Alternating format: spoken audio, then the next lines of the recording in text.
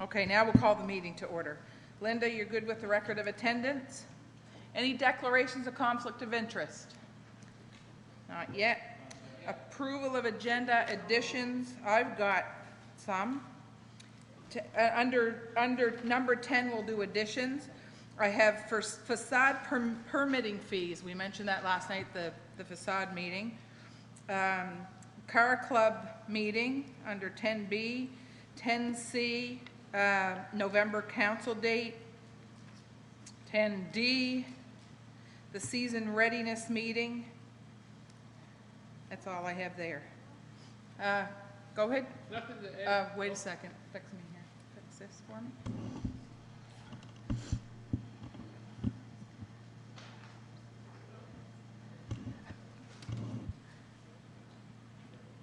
Go ahead, Councillor. Nothing to add, Your Worship, but I just wonder if we can move Chris and Gloria up on the agenda. Absolutely. Since our employees are going to have to be here. Those guys probably are getting paid by the hour, so maybe we can get them out earlier. Yeah, if we're paying you by the hour, you're on. Anything else? Additions? CAO, go ahead. Your Worship, we could delete item 8A. I don't have a report or a preliminary report to share today, so if we could defer that. Okay, and there was a personnel and contractual under in camera. You don't have written down here. Okay, anything else? So I'm looking for a motion with the changes. Second. Moved and seconded. Discussion? Questions been called. All those in favor? Aye. Contrary? Motion carried. You're up. Welcome. Grant Thornton. Thanks very much, Your Worship and Council members, for having us here today. I know all of you, but my name is Gloria Banks, and I am the lead on your audit. And I have with me today Chris Ellis, who's now my manager, and he's been working with me on your file for the past couple of years.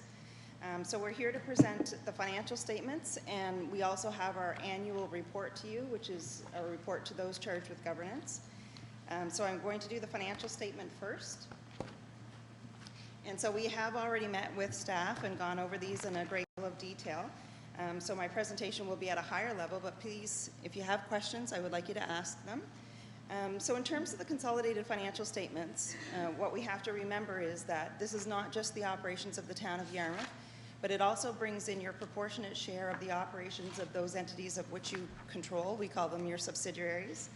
And they are the Waterfront Development Corporation, the Mariner Center, the International Airport Corporation, the Area Industrial Commission, YASTA, and the Yarmouth County Solid Waste Management Authority. So as owners of those entities, you share ownership with the other municipalities. We bring in your proportionate share of each one of those. And it also takes into consideration the operations of the town itself, which is the town operating fund, the town capital fund, the reserves, and also the water utility. So all of those are combined into one to give you a kind of a big picture of the operations of the town and its subsidiaries. So I'm just going to go right directly to page 1. And this is our audit report.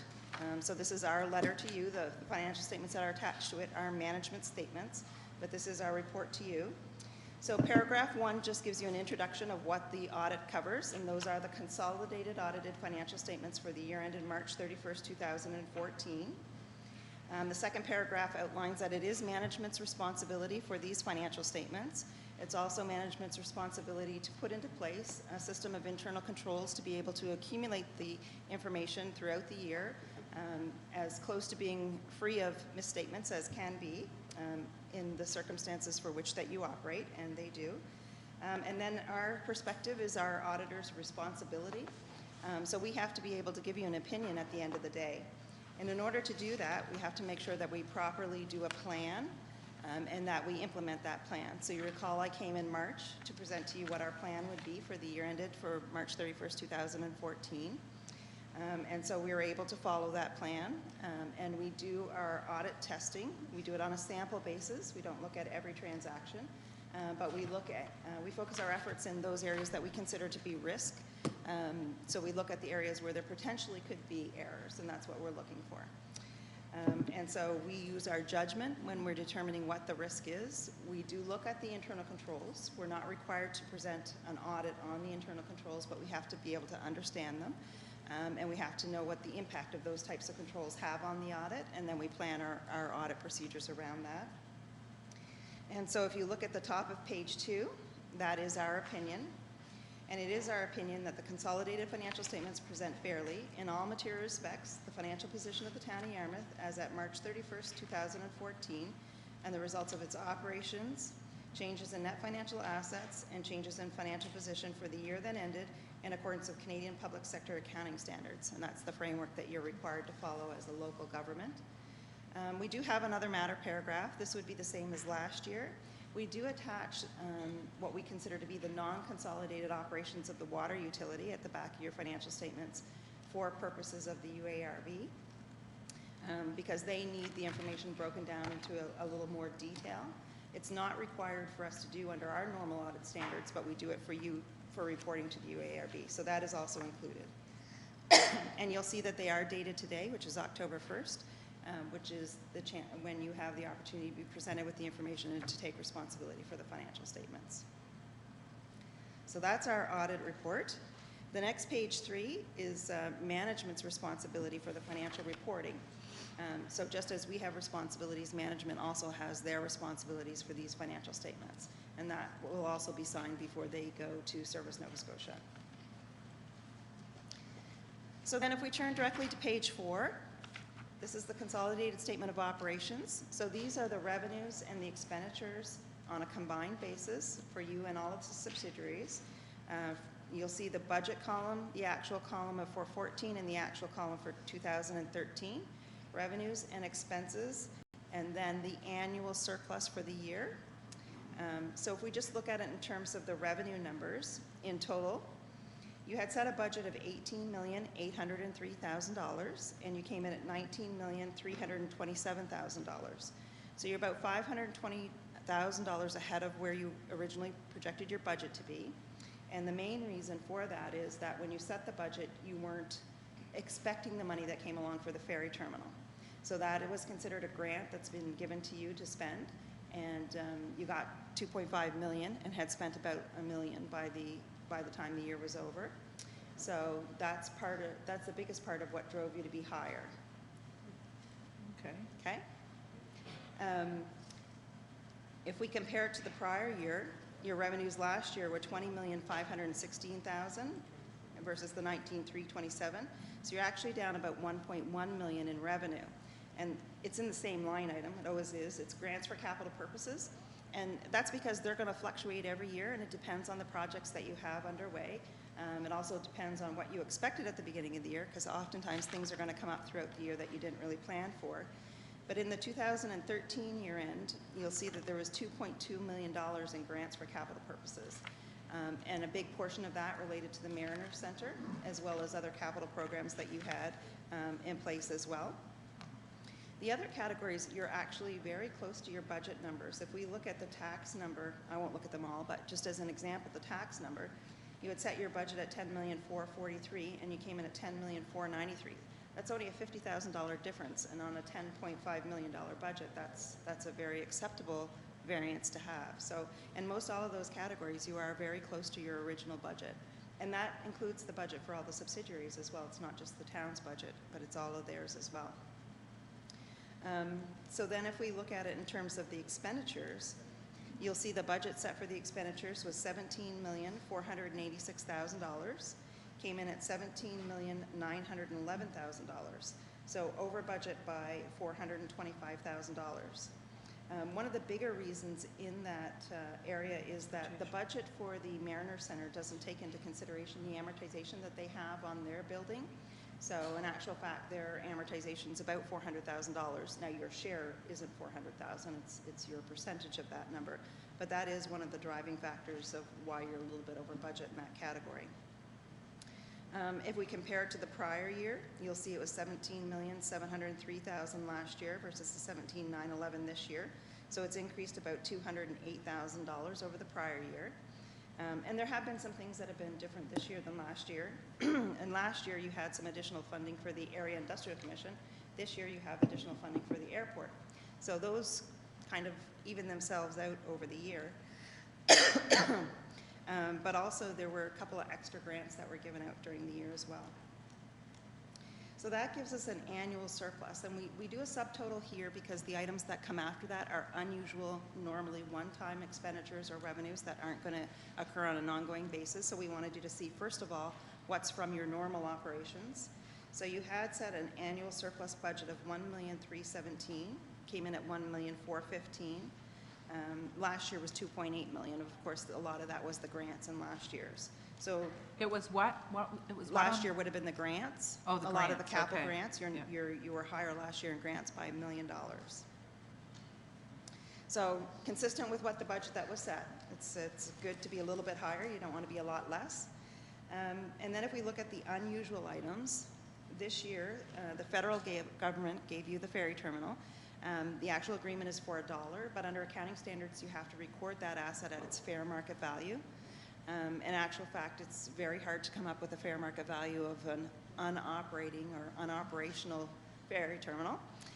So we actually looked to what was the assessed values, and that's what the asset was put on the books for, was the assessed amount. So the $661,900 covers the land and the building, and actually the land was a higher proportion than the building, which really seemed to make sense considering we knew you were going to be spending $2.5 million to fix it. So the actual building was there, couldn't have had a lot of value associated with it. And then you'll see in the prior year there was a big negative item, $1.8 million, and that was the disposal from the Area Industrial Commission of the industrial park back to the municipality. So that was a one-time event as well. Sorry? Your share, that's correct, your share of that. And then there's a loss on disposal of tangible capital assets. Your roof was repaired, and so we had to take out the old roof, and basically there was no proceeds, so you'll have a loss when you dispose of the cost related to that asset. And then you'll see a big item called the pension asset increase. And so your pension plan is one of the few that are in a nicely positive position. If we went back 2 or 3 years ago, you would see that your pension plan was in a deficit position almost to the tune of $1 million. And in the past 2 to 3 years, you've really focused on making sure that your asset managers are doing their job, and it has recovered over the past 2 years. So you'll see even last year, it increased by $362,000, and then again in this year, it increased by $748,000. So you'll see when we look at your balance sheet, it actually is in a positive position for the first time in quite a long time. So that was good, but it contributes directly to your income because that's what it's considered. So that gives you an annual surplus with unusual and operating items of $2,753,000. And the bottom is just a reconciliation of the accumulated surplus. So your accumulated surplus at the beginning of this year, the end of last year, was $63,978,000. So we add in the surplus for this year of $2.7 million. It gives you an accumulated surplus of $66,731,000.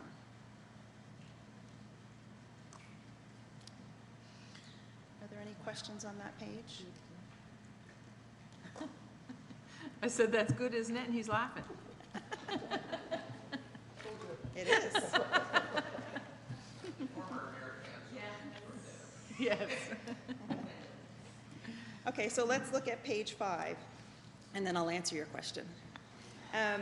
So page 5 is the balance sheet. We call it a statement of financial position. So this is at the end of March 2014. These are the assets and the liabilities of the organization. And so you'll see it's broken down in the top half are considered to be financial assets. So those are items that are easily converted to cash and can be used in your operations. And then we have our financial liabilities, which encompasses all of the liabilities of the organization. And at the bottom are the non-financial assets. So those are items that we own and we use to provide services to our residents over time. They're not items that we hold to sell. That's not the purpose of owning a building.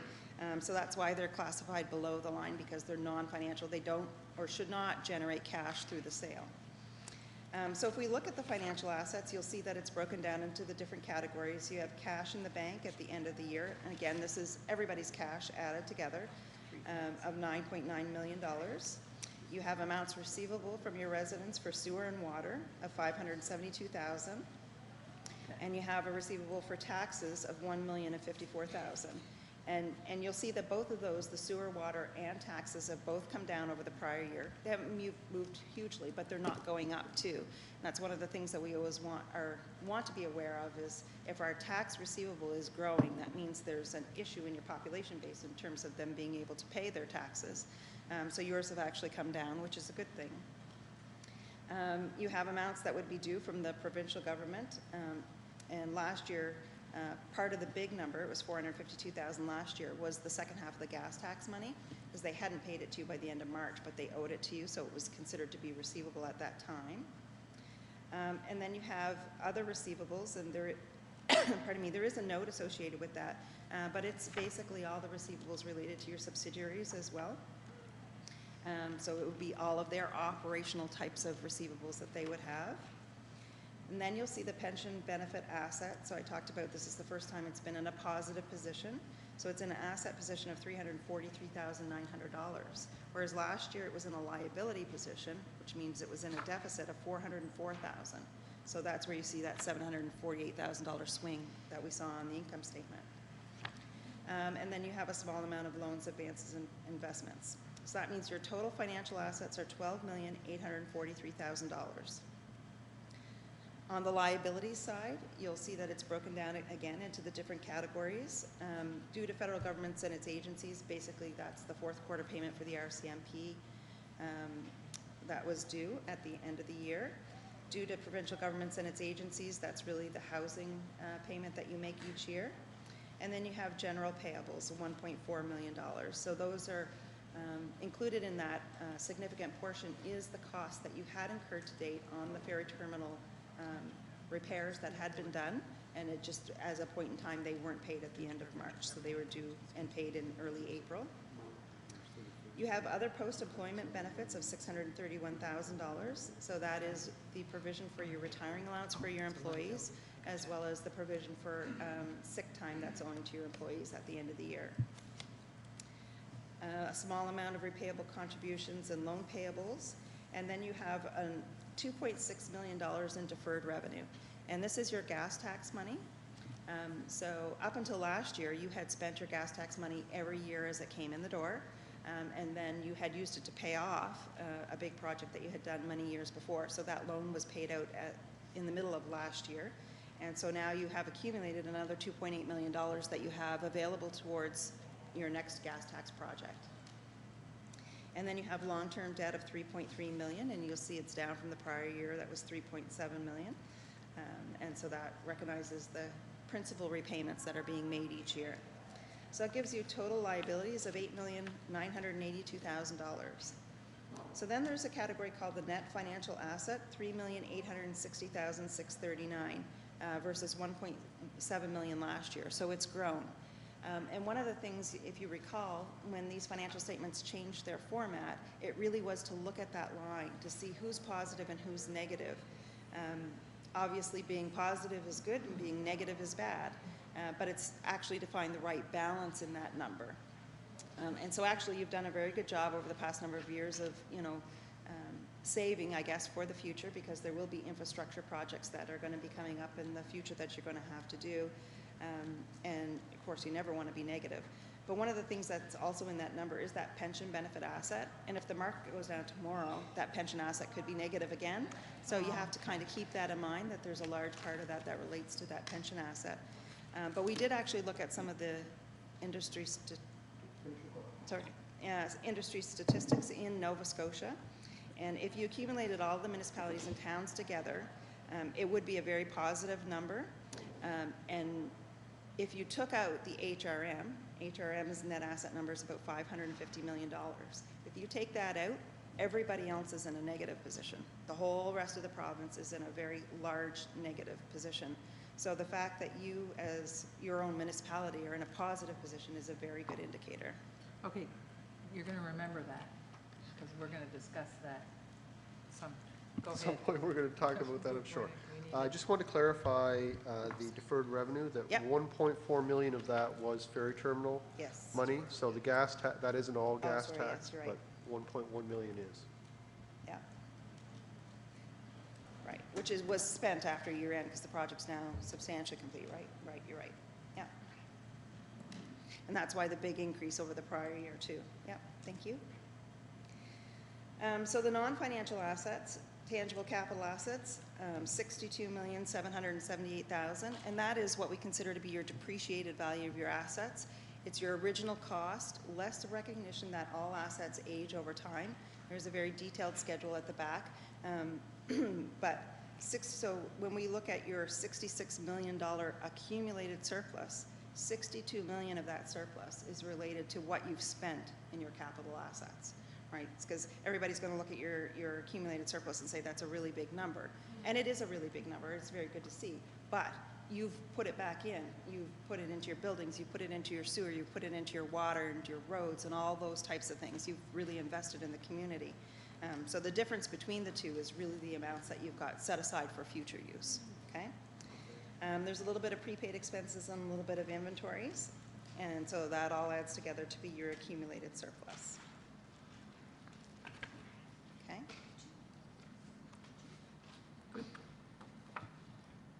So then I'll just quickly go over page 6 and page 7.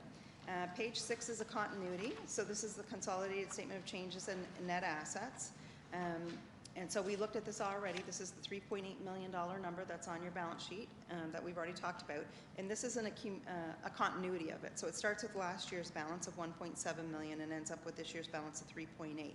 So it just basically shows that it was generated from operations, $2.7 million.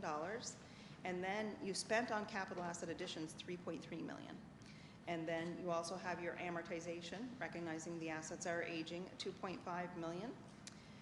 You did dispose of the land, the Milton Park, or half of the Milton Park land was disposed of, and then you also had a loss on the write-off of the roof in the building. And so that's really the big items that drove that increase in your net asset position. And page 7 is the consolidated statement of changes in financial position. This is the exact type of report. This is a continuity. It starts with last year's balance and ends up with this year's balance, only this one is focused on the cash balance. So last year you had cash in the bank of $5.8 million. This year at the end of the year you have $9.9 million. So that is a significant increase over the prior year. But again, it's because you have got that money in both for the ferry terminal and for the gas tax. You hadn't spent it at the end of the March. So that entire, $2.7 million is subsequently going to be spent, and therefore your continuing cash balance would be back down to where it would have been in the prior year. And that gives recognition to the fact that you do have reserves. You've got a capital reserve and an operating reserve that you've been setting aside money in all along, so that you have that money for future expenditures, emergency situations that pop up, because we know they always do, but also to contribute towards future capital infrastructure. So the rest of the documents are the notes and the supporting schedules that support the numbers that are on the balance sheet and the income statement, so I won't go over them. There haven't been any significant changes in accounting policies that you've implemented at the town this year. As well, there haven't been any changes in accounting standards from the Canadian Standards Board either. So there haven't been any significant changes in your notes or your accounting policies in the next few pages.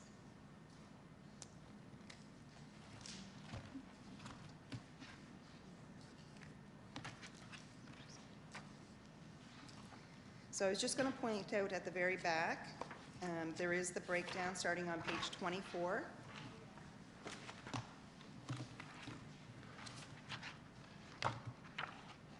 And this is the water utility. So I won't go over it in detail, but it is a large portion of your operations of the town. So it is good to note that you'll see that the revenue is being consistent from year to year, as are the expenses. And at the end of the day, that the water utility is generating a small profit. A number of years ago it was not, and then you had your rate study done, and the rates have come up, so it's able to contribute a little bit more now. So that would be it for the financial statements, unless you have any questions.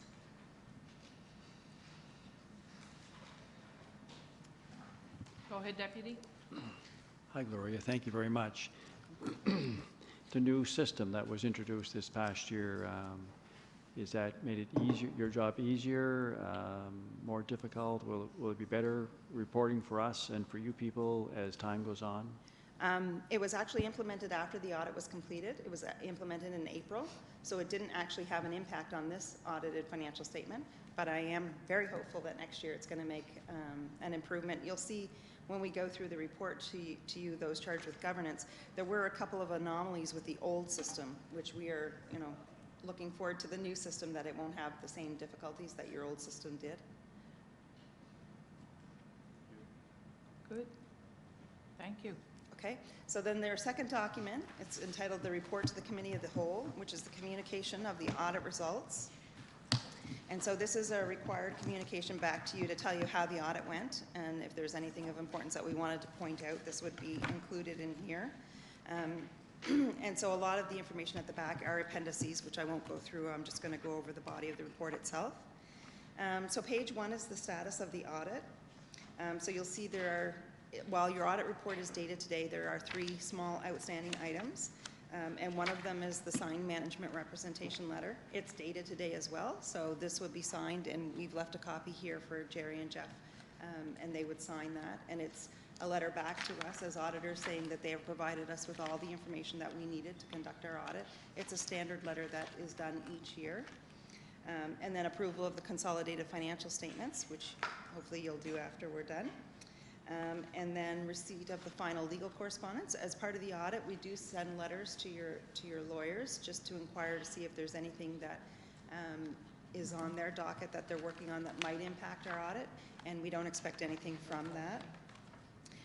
And to note that we have executed our audit plan as was presented to you in March. There was no changes or deviations required. Page 2 is the audit results. Pardon me. So this is what we call the misstatements, but they're really items that we found while we were doing the audit that we've asked management to consider as posting a journal entry to correct the balances for items that we found while we were doing the audit. And there are 10 items, but 2 of them were found by your staff and given to us. So in actual fact, there are only 8 items that we found, and they are things that we normally do during our audit as well, and that would be making sure that the due to, due from's balance between the different funds. We also record the deferred revenue for the gas tax money, and then just other small items that we found while we were doing the audit. So there's nothing of real significance in them, but we have to present them to you. They are attached there. On page 3, this is about reportable matters. So I said we don't audit your internal controls, but we're required to document and understand them. So if there's room for improvement, that we can make recommendations. So you'll see in the back there is an appendix with our written communication to management about potential improvements for the future in the internal control systems. It's still in draft. We haven't issued it in final, but it has been presented. And so there are some recommendations that are in there that will continue from year to year.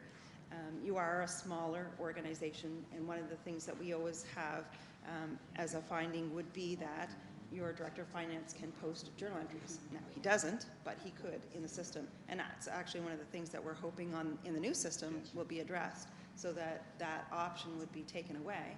Therefore, it wouldn't be a finding for us, because if you have somebody at the most senior level who can post journal entries and nobody else approves them, then of course that's a risk area for you. So we also have updated our recommendation around documenting internal controls and making sure they're tested on a regular basis.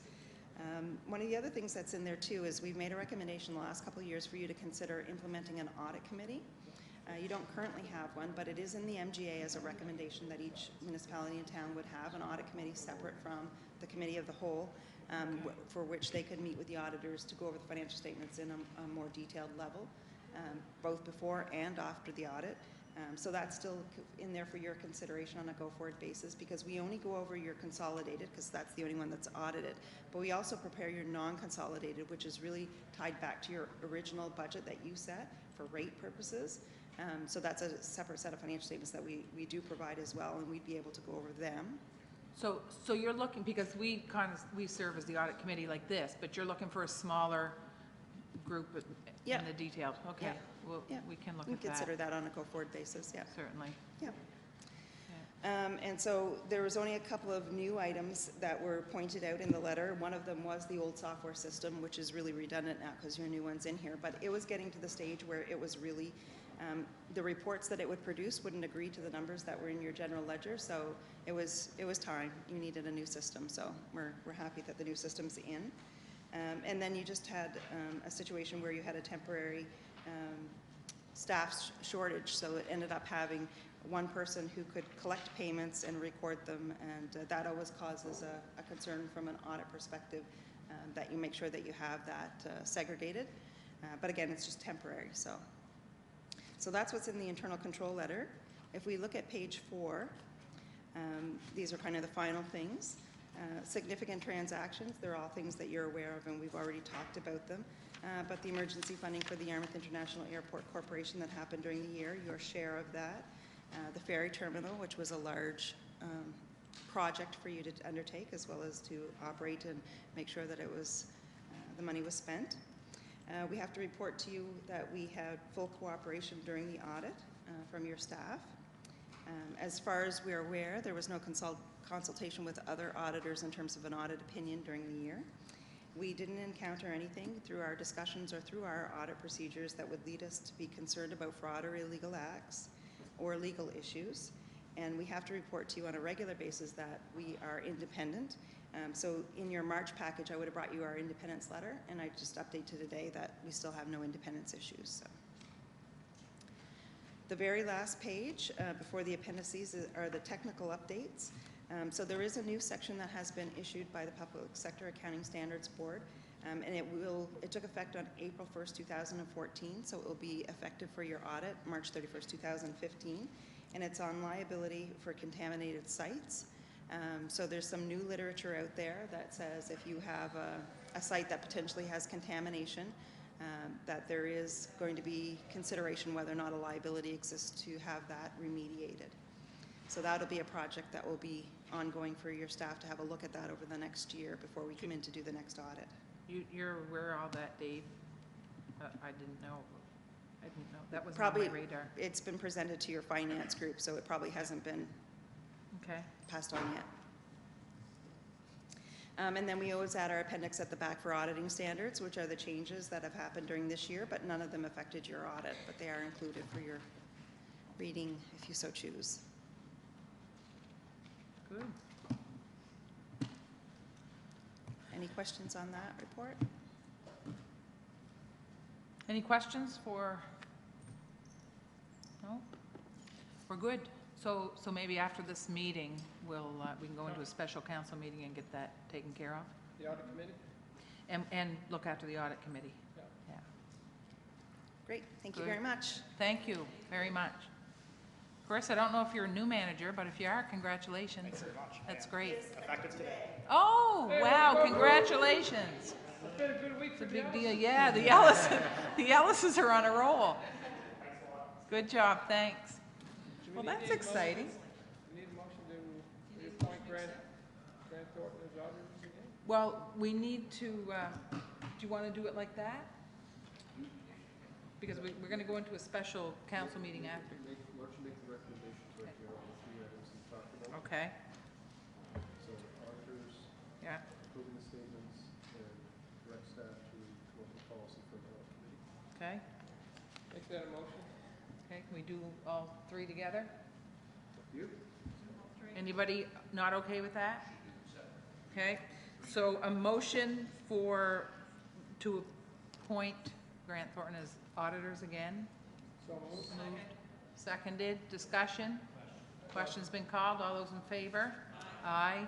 A motion to direct staff to look at a policy to bring together an audit committee? I need a motion. You want to move that? Moved, seconded, discussion, Councillor Langeau? I don't think we need staff to create a policy for an audit committee. We can just create an audit committee because your audit committees fit in a variety of forms. I really think we as a council should sit down and see the direction that we want our audit committee to go. You can have a very active audit committee. You can have an audit committee at arm's length, or you can have a hybrid model of the three.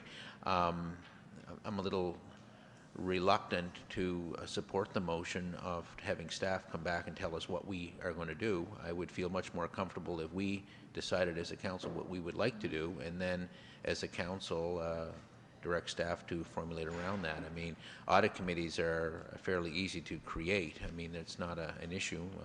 We're involved, Danny and Phil and I are involved with, well, I am kind of hoodwinked into a couple of them. But I think it's an issue that we got to look at. So I'm a little nervous of the wording. I would much rather that we just simply create an audit committee and put 2 or 3 people on it, and then start working on your policy, and then come back to council with your policy. Because I think council's got to figure out what they want to do with this audit committee. Okay, CAO? Yeah, that was in line with what my comments were going to be. Councillor's right. There are different models for sure, but you will need a policy to be clear on what the mandate and composition and so on. So that staff can assist in that, but absolutely it's council's audit committee, and council should discuss the details of how you want that to be. If you want to assign an ad hoc committee to formulate that and make a recommendation back to council, that'd be appropriate. And staff can work with that ad hoc committee to get that complete. Okay, thank you. Councillor Dawes? Thank you, Your Worship. So where do we stand with this? Because I agree with both of you. I was going to say that. I'm not at all against what Councillor Langell just said and proposed, but I'm also not at all against any input or any suggestions from staff prior to. So how are we going to word that? How are we going to? We can do an audit committee right now. Who wants to sit on an audit committee? I mean, I'll sit on it. You sit on it. Sure. Do we need 2? Do we need 3? Okay. Well, sure. Looking for a 3rd person then. You want to do number 3? Sure. Okay. All right. Why aren't you? So then You should we're be looking on. for a motion to. You Okay. want? So we're going to vote down that other motion. Okay. What, can we not just amend it? It's just a question. Withdraw? Withdraw. Who made the motion? Linda? So then, Madeline, I seconded. Okay. So you're good to withdraw? yes? Okay. Go ahead, Councillor. So I'd like to make a motion that the town of Yarmouth establish an ad hoc committee to investigate the creation of an audit committee, with the members to consist of Councillor Mooney, Councillor Dawes, and Mayor Mood, and to report back no later than January of 2015. Moved and seconded. Discussion? Question? Question's been called. All those in favor? Aye. Contrary? Motion carried. And the third one is, the third motion we need, is that to accept the...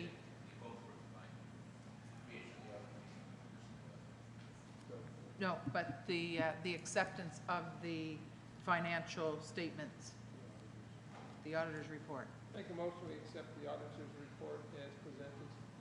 Thank you. Moved and seconded. Discussion? Question's been called. All those in favor? Aye. Contrary? Motion carried. Is there anything else you need on that, CAO? We're good?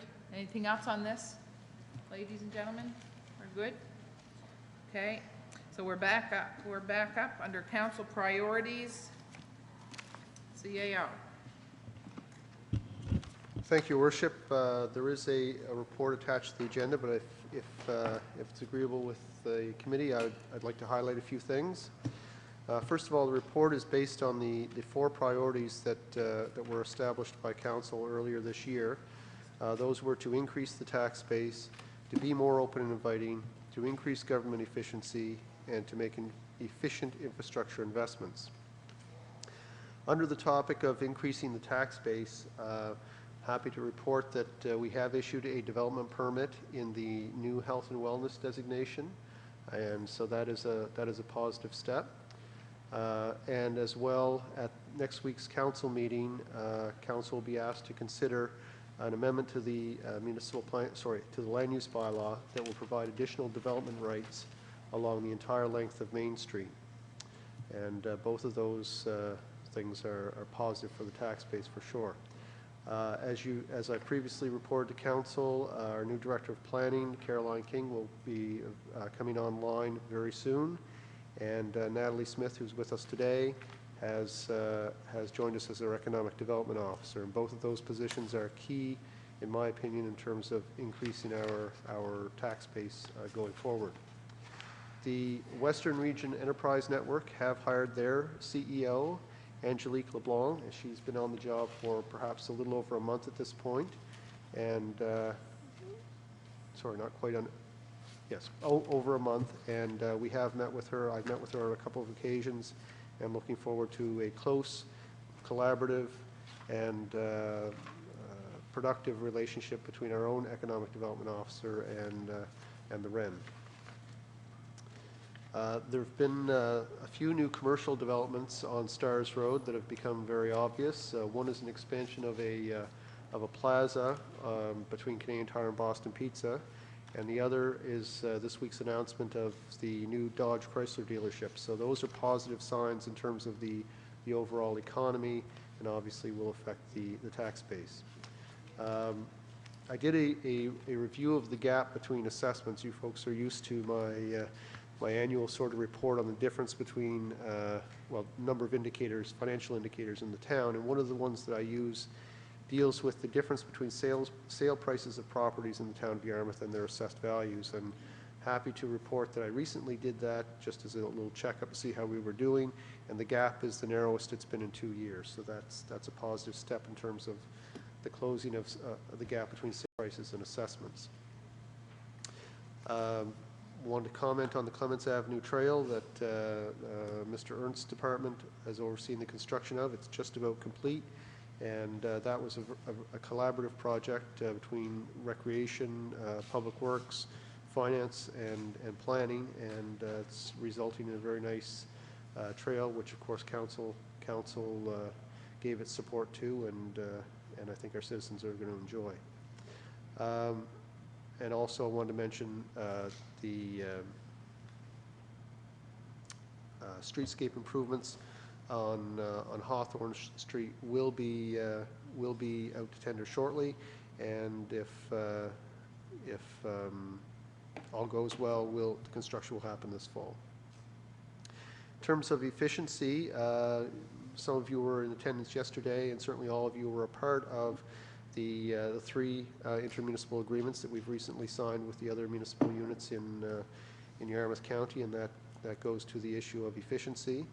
And on that vein, the three CAOs in Yarmouth County have been meeting on a weekly basis for a half a day to help, I guess, help our municipal units work through some of the more challenging issues that we face in our partnerships. And I have to say those discussions have been productive. They've been very open, and we've been able to deal with some sticky issues in I think a very productive way, and come up with some recommendations for various boards as well as our municipal units that I think will help us have stronger relationships going forward. Infrastructure investments, the Argyle Street infiltration study is underway, and Mr. Ernst will provide us with a timeline and help set expectations on that one.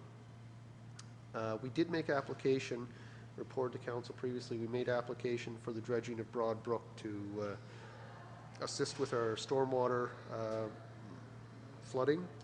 That application was denied by Department of Environment, and so that's left us with a rather challenging situation given the importance of the brook. Speaking with one of Mr. Ernst's staff yesterday, there are other ways to come at this, and I'm hoping we'll be able to come up with a solution that will be acceptable to environment and create a real asset for the town of Yarmouth. So stay tuned for that. Well, on that question, Jeff, and I had one before, but on that question about the denial of the application, Yes. did they give a reason, or just no money in the fund, or they didn't think the project was worthy, or? No, sorry, it isn't a funding request. It is a regulatory request that was denied. So what they said is that the work that we want to do on Broad Brook, as I understand it, and Dave may be able to clarify this, is that they required all of the materials that would be removed through the dredging activity to be removed from the site. And in the past, what we've done is when we've dredged Broad Brook, and we haven't done it frequently, but when we have done it, we've laid or leveled the materials adjacent to Broad Brook. So removing them without any access roads or any convenient access all along the brook becomes quite problematic, and so they denied the work plan. And am I correct on that, Dave? Okay. Good. Sorry? Now, thank you. What if we removed all the dredging material completely far, far away? Would that Well, make any difference? They would, I gather that was the sticky point, is that that's what they wanted us to do, but that's a very difficult thing to imagine how we could do it right now, because there are long stretches of Broad Brook where there is no adjacent or immediate access. And so we can run an excavator down along Broad Brook and do the dredging, but we can't have a truck there to put the material on. So that's the challenge. All right, good. Thank you very much. And the reason I asked that is so that the people, residents that have asked for this over and over and over again, actually hear the explanation. So we're not quitting. It'll clear that part of it up for Yeah, you. and that's a regulatory change that's happened with an environment. And so just a very quick conversation yesterday. I think Dave and his staff are working on it and coming at this another way. And, you know, we'll have more information for council on that in the future once we've investigated a bit further. Okay? But it is a very important part of our stormwater management system, and so we can't just throw up our hands and say, well, I guess that's it. So, okay. Okay, so I started to mention the infiltration study, the Broad Brook. So Build Canada Fund, we did submit the priorities on the Build Canada Fund, and you will see the capital investment plan that is required for the gas tax submission. That will be on next week's council agenda, I hope. And that is a requirement of the federal government in order for gas tax to flow. What we'll do is we'll extract that from your previously approved capital priorities and ideas. Just lastly, sorry, this is taking a little bit longer, to be more open and inviting, the work on the downtown blueprint is going in three steps, and I know Natalie is working hard on all of those, as is Mr. Ernst and our other staff contributing. But Natalie is taking the lead, as those are economic development related projects. We had a very good meeting here last night with some stakeholders, and hopefully we'll see some freshened up facades on Main Street early next year, some streetscape improvements with the support of council, and also the branding activity will proceed in parallel with the YASTA branding activities. Bylaw enforcement, we've had some temporary situation in our bylaw enforcement, but I'm happy to tell you that the work on dangerous and unsightly, which is unending work, continues, and our temporary part-time help there is making a difference. So we're not suffering in that area. And I just want to make one more comment, and I've said this a couple times recently, is that over the last 12 months I've dealt a lot more with developer inquiries than with bankruptcies. And in terms of the community and the outlook, there were a few years there where dealing with bankruptcies and bankruptcy situations was commonplace, and we brought forward several policies to council to deal with people who had difficulty paying bills to the town. Well, the flavor of the work that I'm doing now has changed quite considerably, where we're now hearing from people who are interested in properties, have ideas, and want to see how they can see them develop in the town of Yarmouth. That's excellent. Great, thank you, CAO. Any questions on these for him? Councillor Langell? Yeah, a couple of questions, if you don't mind, Your Worship. On the REN, how do we know it's working? We've hired staff, we have a board, and I was reading a report from Mr. Warner Camo, and we got all these people meeting, and they're all doing great things, which of course we don't know much about, which is fine. But how do we know I mean, I haven't seen a great rollout of business opportunities, and we haven't seen things happening. I think my question is there some sort of accountability into the feasibility of the organization, or is this going to be just a committee that's going to be meeting? How proactive is it? Because we, as councillors, and this is questions I'm asked, I know nothing about rent. We're out of the loop on rent. We don't know it. We're never briefed on it. So my question to people is call the mayor, or because I know the mayor's on the REN, and I've given Warner Camo's name out because I guess he's one of the poobahs on REN. To be honest, I think we may have been told who's on the board, but we really don't get much on that. And it used to be in the good old days, we would know things that's going on economically, if things are good or things are bad, or if things are happening. So I'm just wondering, how do we know it works? So the CAO, I'll let you answer that, but we don't get anything because there's nothing to report yet. That's the long and the short of it. So the report of the board names, there's a liaison and oversight committee that I sit on that is going to, the way I look at it, to ensure that accountability between council and the REN. And I think we're also way out ahead of a lot of them, but everything's not set up yet, that's why. Go ahead, CAO. Yeah, it is a long process to get it right, but the governance model that was established, and it was in the intermunicipal agreement that we signed, was that there are two levels of committees or boards. There's the board that is made up of the business people that are the REN, that do the work of the REN.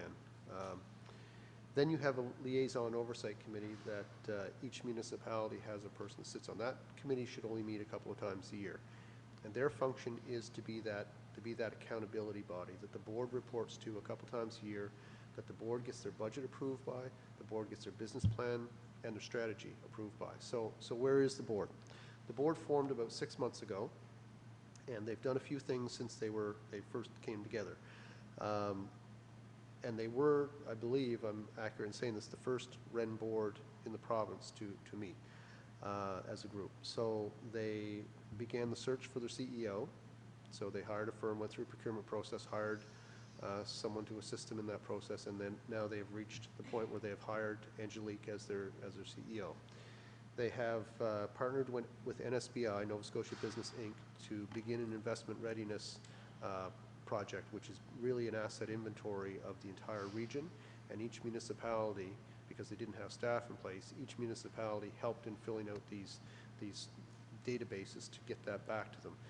They want to get to the point that they can provide detailed information to NSBI, so if the NSBI has a foreign company that's looking to make an investment in Nova Scotia, they can give them as much detail and information as they need to make an informed decision about where to locate their business in Nova Scotia. That also helps the REN in terms of formulating their strategy.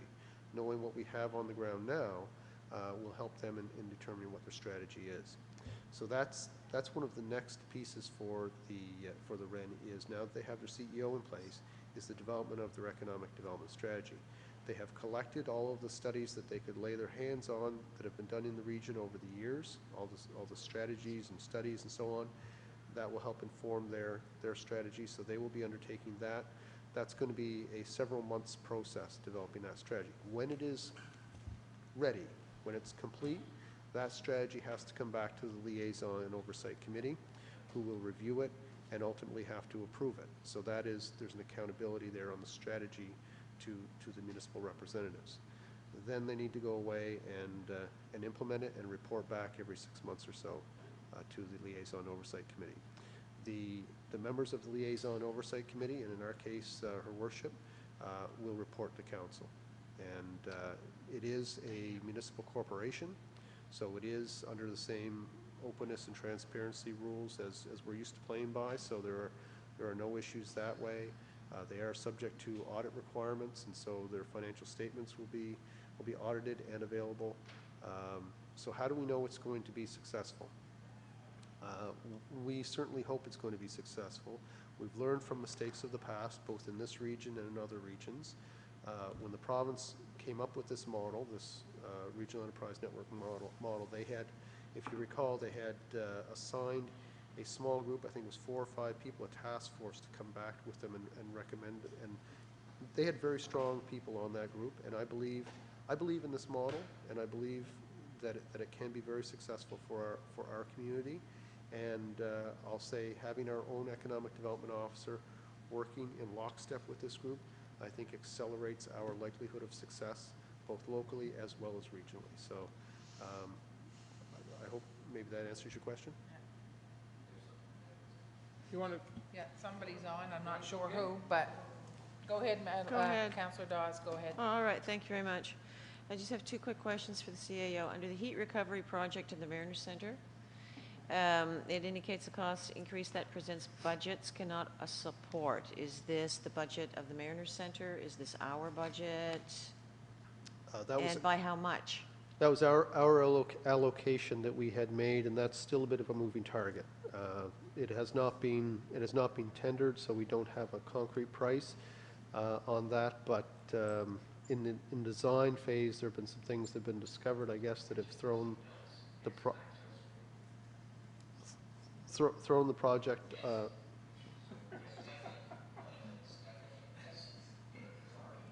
Okay. is that us? Okay, pay attention.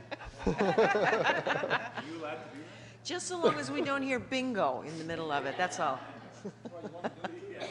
And you guys thought he was looking at a spreadsheet. So I don't have a definitive on that. It's just that it was not implemented earlier because of design issues. I guess there are a couple ways to come at the heat recovery, and there are a couple of companies that have been giving advice. They've hired an engineer to sort it out and do the procurement for them, but because it's kind of leading edge stuff, it's kind of cutting edge stuff. It's complicated, and it hasn't been done on the timeline that they had hoped. They still hope to do it. Still cross my fingers, but it may be that we might have to make an additional allocation in order for it to be done, but I don't know that yet. Are we crossing our fingers for what, about another 6 months to a year roughly, do you think? Is that when we're going to find out?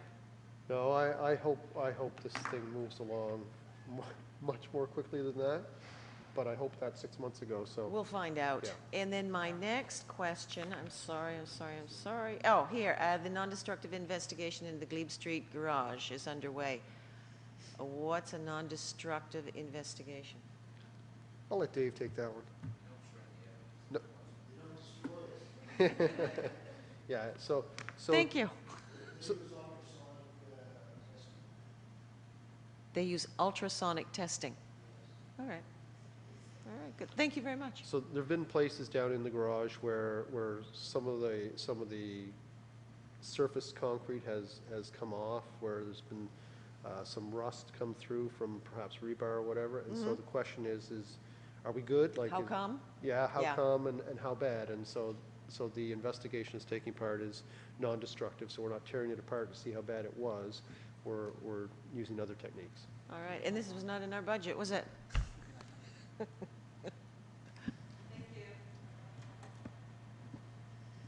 Councillor Moon? To the CAO, and maybe you can help out, your worship. I was here for the announcement and the signings for the taxation and the Mariner Centre and the energy projects yesterday, but I'm just wondering, we partner with those, and I know we do 20 other entities that we partner on. What about EMO? Is there any other, We were having this discussion this morning, actually. Go ahead. Yeah. Yeah, so the EMO Planning Committee actually met last night, and that topic took up a fair amount of the time when we were there. And how it came up at that committee, I mean, that committee is the police, the ambulance, the fire, community services, all that around the table.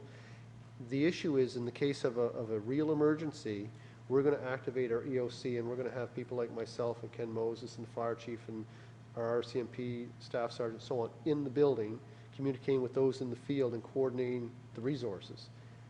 If Argyle activates an exact same EOC in Argyle, there's one more person from each of those agencies that is not out in the field working or providing backup to somebody in one EOC, but we're actually duplicating in some cases, I would hope not, but probably competing for resources. And so I think given the level of cooperation, it's time for council to engage that discussion with the other municipal units, particularly, we are in cooperation with the District of Yarmouth, but with Argyle, and say, look, there are only so many resources. Let's give ourselves the best chance of success in the case of an emergency. Put this together and make the best of it. Need a motion for that? I was just gonna ask for that. So, okay, Make a motion. make the motion and then see if that's how we I'll wanna make go. a vote, or Councilor Angel can do it, he's got the light on. You go ahead, you make it. Go ahead. I'll make a motion that the Town of Yarmouth enter into discussions with the municipality of Yarmouth and the District of Argyle on merging the EMO enterprises. Second. Moved and seconded. Discussion. Question's been called. All those in favor? Aye. Contrary? Motion carried. Councillor Langell. Again, just a little out of the loop, I guess. I'm just wondering, in the CIO report, you mentioned the Hawthorne Street. What happened to Brown Street? Wasn't we doing something in a parking lot down there that we've been wallowing on? Is that all part of, I remember there was a holdup and there was a big hoofra about the Brown Street parking lot, and we ended up with the garden club involved and all that good stuff. Where are we standing on Brown Street? I'm just wondering, or maybe it's a question I should bring up later for the engineer. I'm just wondering where we're at. No, do it. Okay, so the Brown Street, how Brown Street was in the mix was the parking lot itself. And so under the Waterfront Development Corporation's current $500,000 project, there was $150,000 established for, I'm not sure how they worded it in the application, but let's call it streetscape improvements. So in the design work that's been done on Hawthorne Street, there really is not money in order to do the parking lot as well. So the effort has been scaled back to be just simply streetscape improvements along Hawthorne Street. So there will be a plaza, there will be rain gardens, there will be street furniture kind of stuff, but there won't be a renovation of the Brown Street parking lot.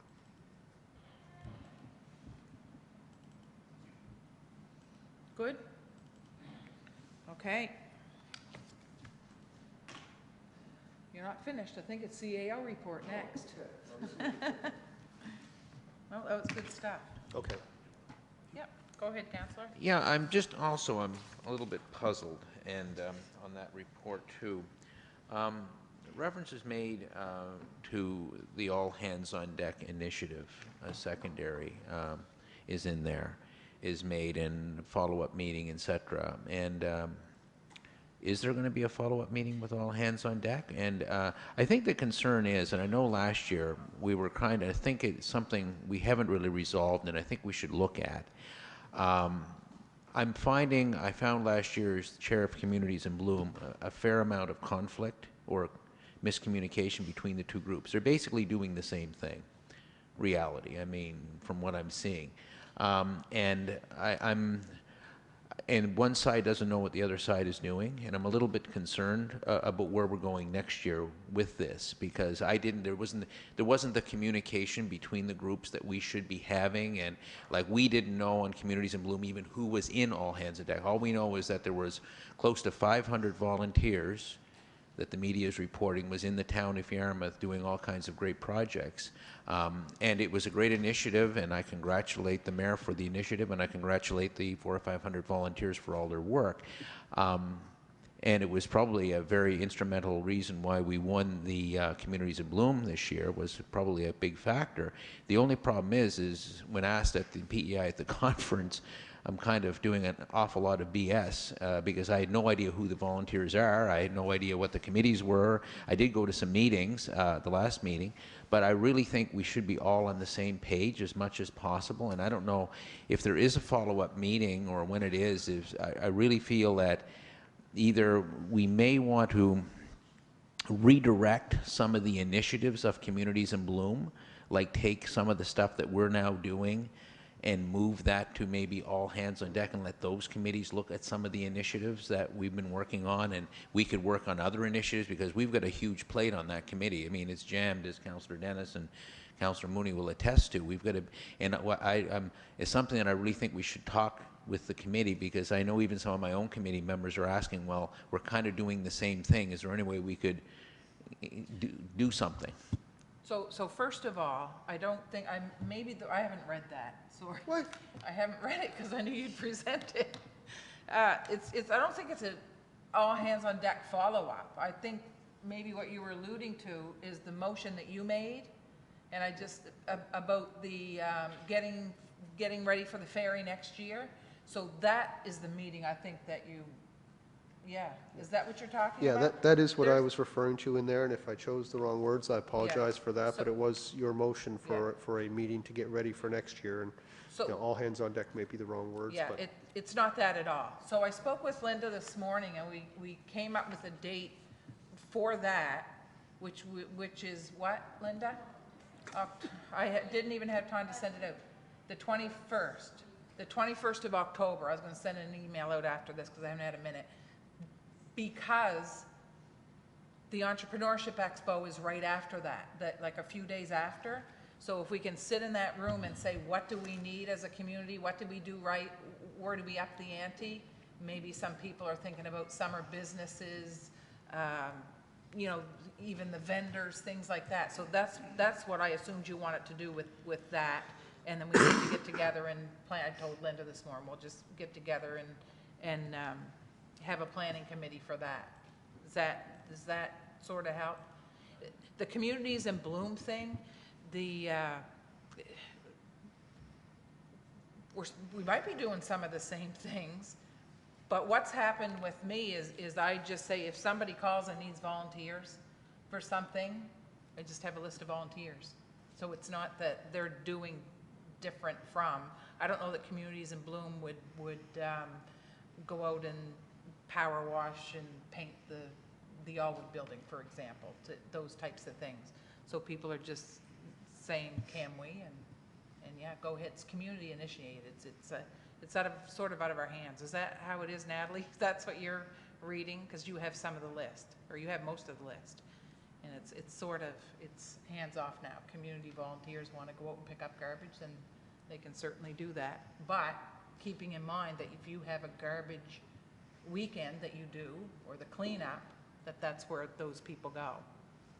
So they're directed there. Somebody, did you want to finish? Councillor McIsaac's on first, and then we'll go Thank in you, Your order. Worship. I read this also, and I didn't know who wrote this. I didn't know it was Your Worship or it was No, I Jeff. didn't read I it. didn't know. But I didn't see Mayor's report, so I didn't think it was yours afterwards.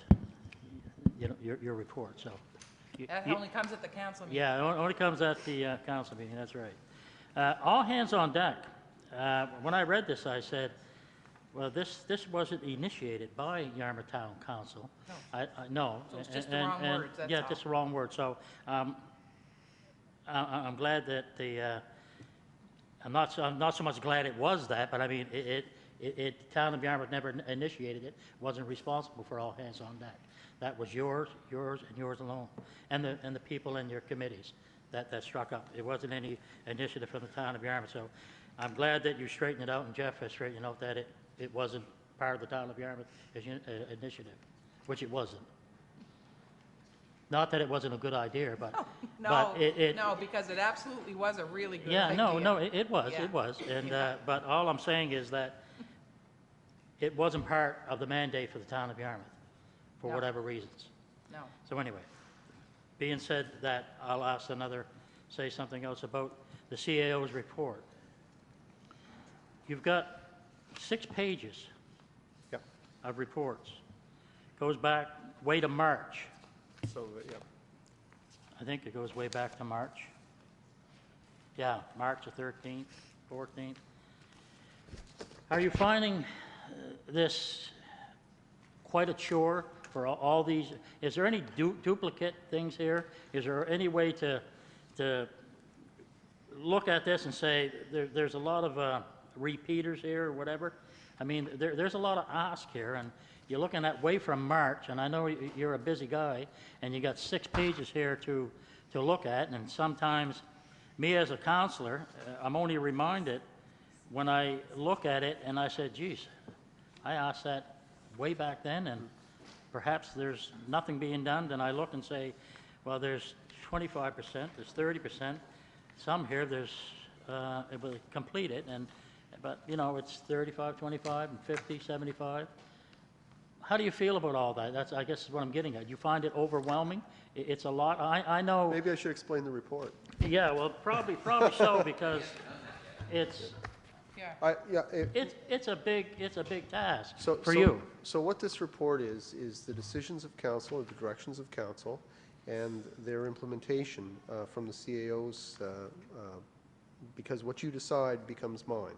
Yeah. Right? Mine to see executed. And so as things are completed, I go in, well, first of all, since Linda's doing the minutes, all those decisions come in, they land in my inbox as to-do items, and then I update them fairly regularly in terms of what I estimate to be their percentage complete.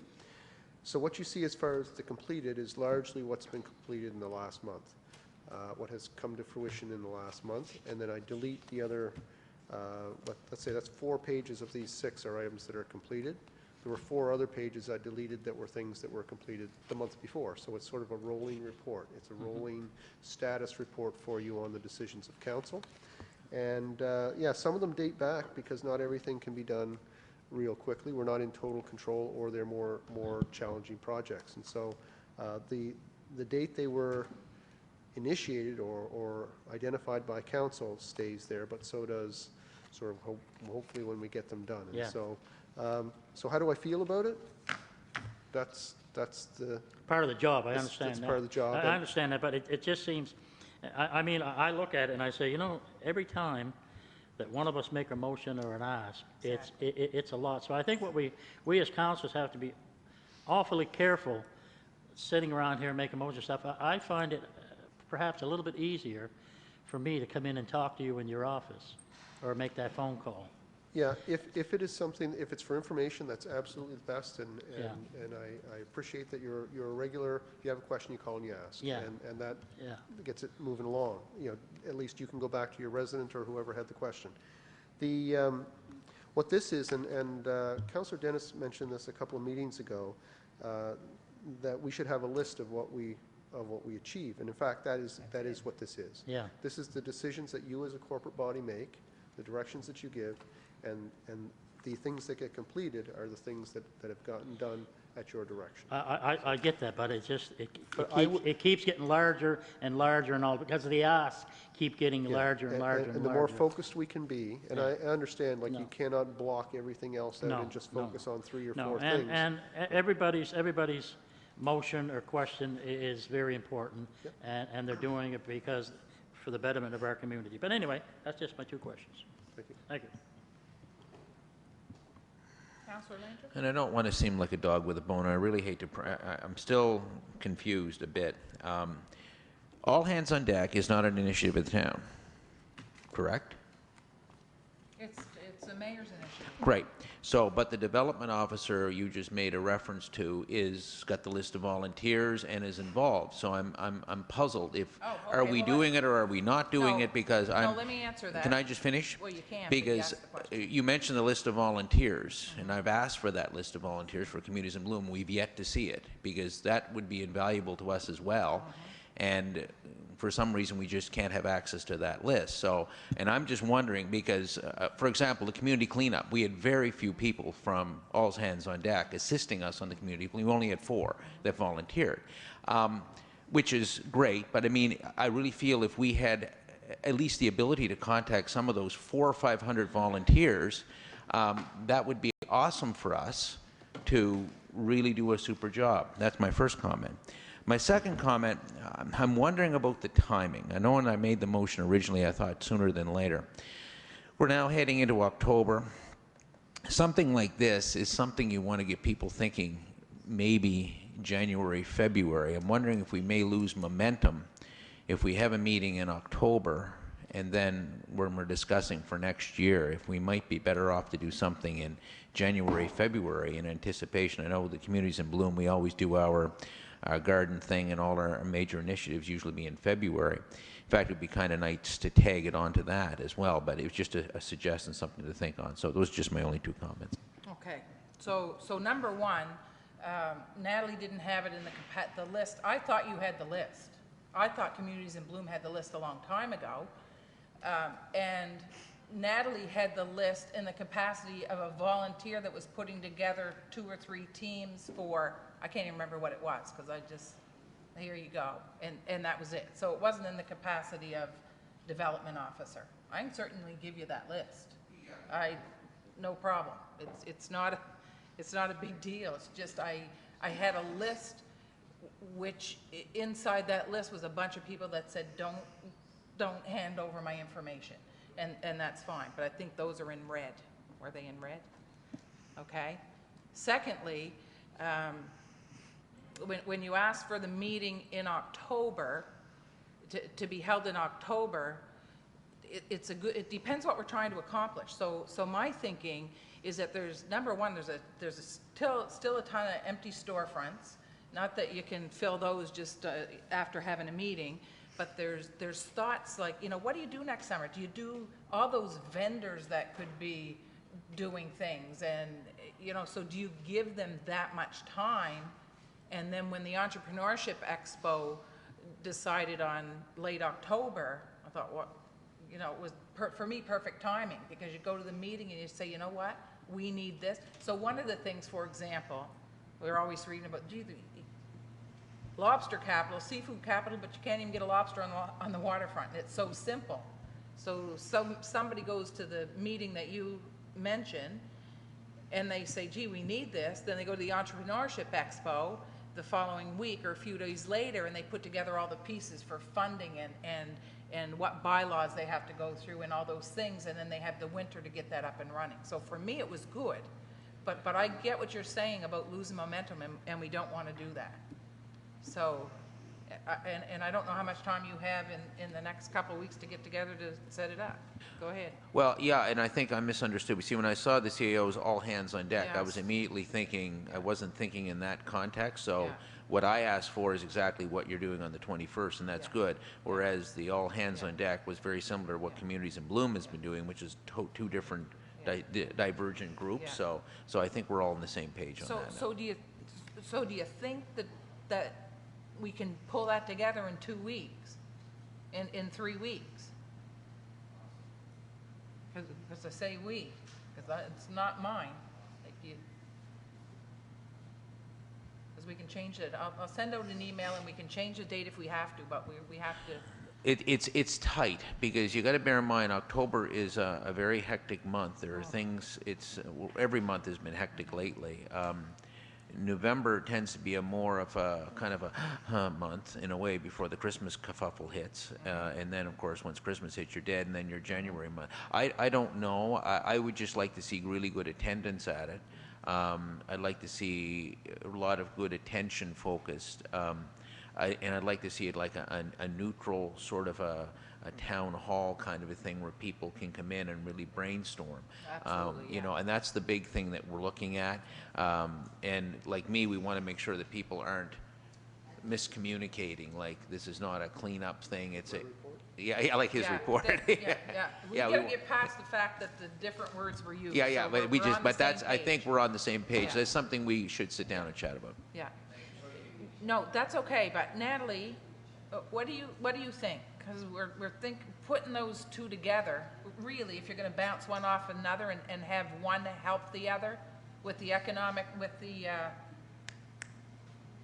Entrepreneurship Expo? I think Councillor Mitchell's right, that a lot of the initiatives with regards to like the softscaping around town That's easy. would be served well underneath Community Blooms. We did work Yeah. directly with Yeah.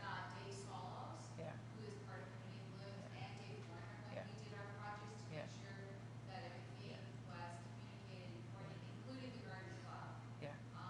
And I think the expo is an excellent opportunity for us to kind of merge the entrepreneurial small business with a larger audience as well. Yeah. So yeah, that's So that did happen. That's what happened, is that a group from All Hands on Deck said, we want to do this, but you spoke with, for my yeah, project, okay, I can't attest to any all right, other. We did make okay. a concerted effort to combine efforts and to also strategize with both the garden club and with the representatives that we work with. Okay, Okay, so what's your, because we need to get this off the table. So the one that you had mentioned that could be held in October, for me, it was business-based. It was the hours of operation and other little things. And so the communities in bloom and all hands on deck, and those things are a second. Okay, is that sensible? So I have no problem doing January. I just don't want anybody that wants to start a business not to be able to do it because. So what are you thinking? I agree 100%, and I think, Natalie, too, to clarify, David, Yeah. the two Davids were not there for Communities in Bloom, because they never reported to Communities in Bloom. So they were there as individual private volunteers, and I think there might have been a miscommunication there as well, Okay. because that was where some of the problem was. I agree 100%. I think they are really apples and oranges. Absolutely. And I think the important one is the apple, which we want to deal with sooner than later. But the orange, we can deal with that in January, February, and we could tie that in very nicely with what we do we use in February. I think, Sandy, we do our garden huge thing at the end, which we're thinking about actually holding here at Town Hall this year. So that would be a real great way to incorporate it with what we're planning to do to get ready for the spring. Good. All right. CEO, do you have a report?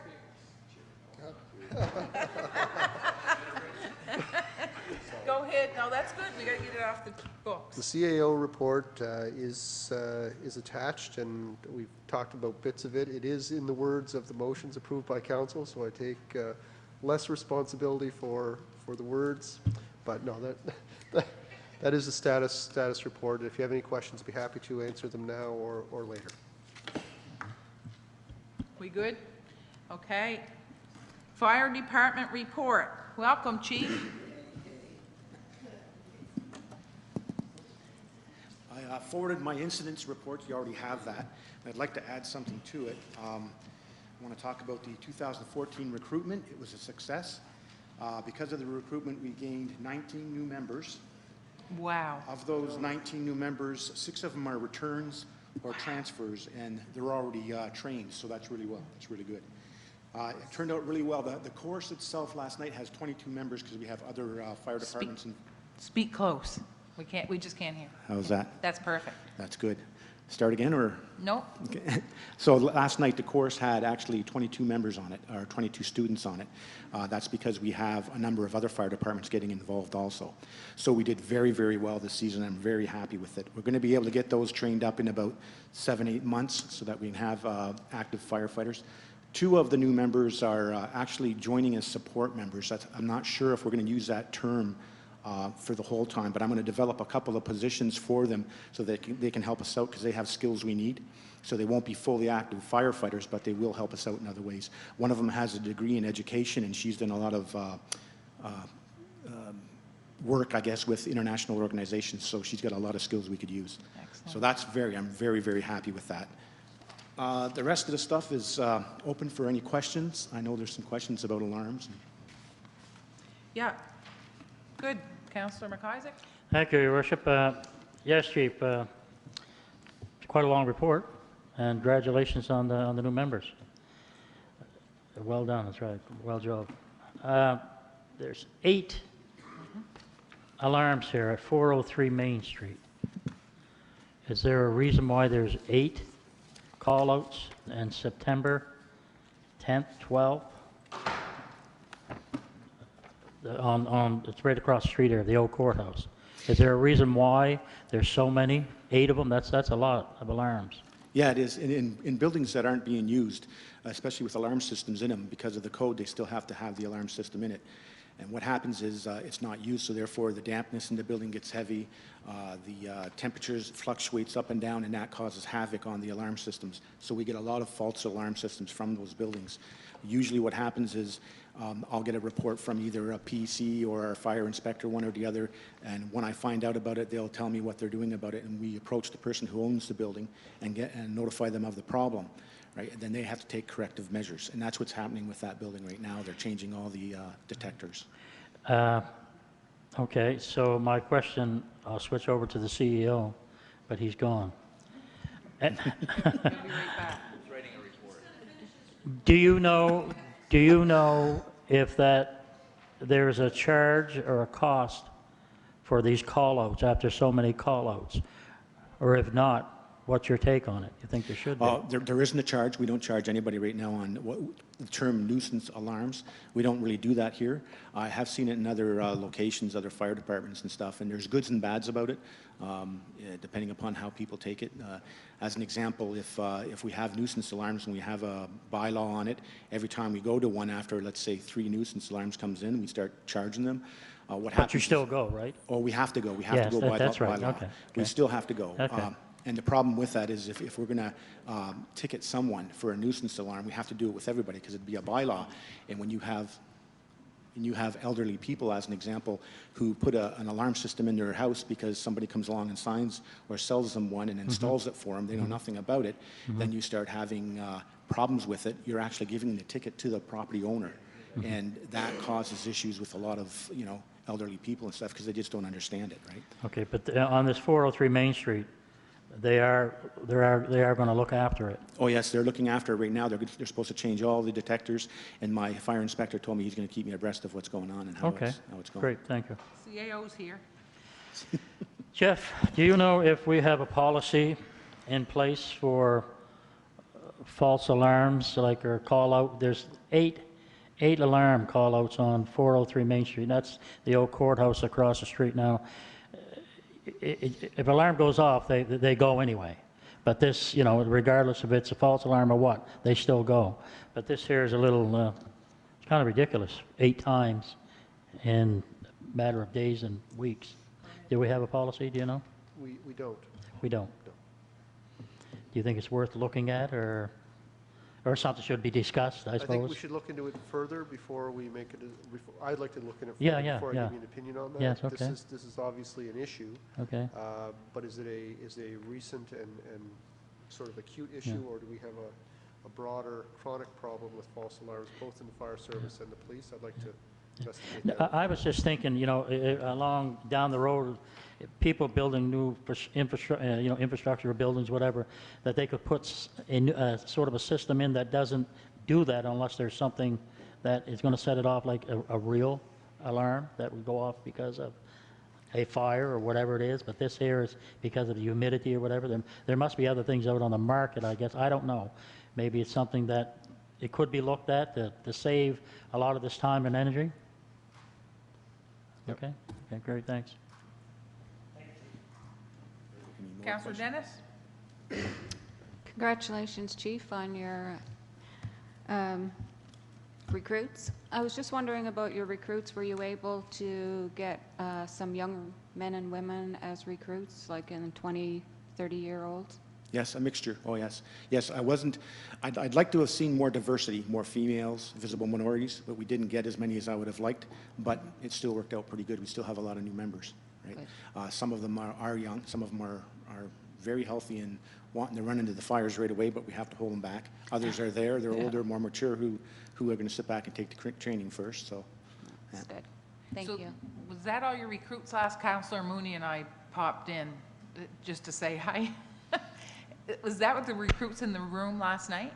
Yes, most Mostly. of them, actually, most of them were, and some of them were from other departments, and it worked out pretty good. Yeah. There are other people who are interested that just couldn't make it last night, so that may even increase more, but right now, we're gearing up for those 19, okay, to make sure that they're going to be Excellent. kitted up and everything. 19's a good number. It's a Yeah. good start. Yeah. Excellent. Okay. Yes, very good. Thank you, Chief. Planning Department. Do we have? Yeah, okay.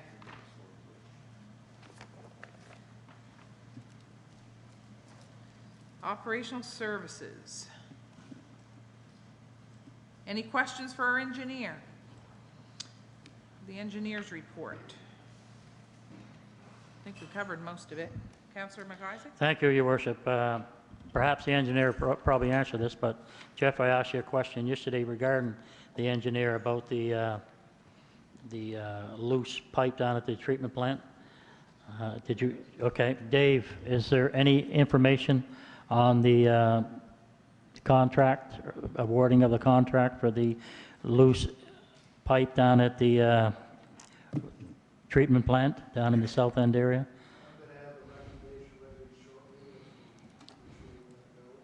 Okay, is it getting late? It's not too late? We're still waiting on the concrete valves. Okay,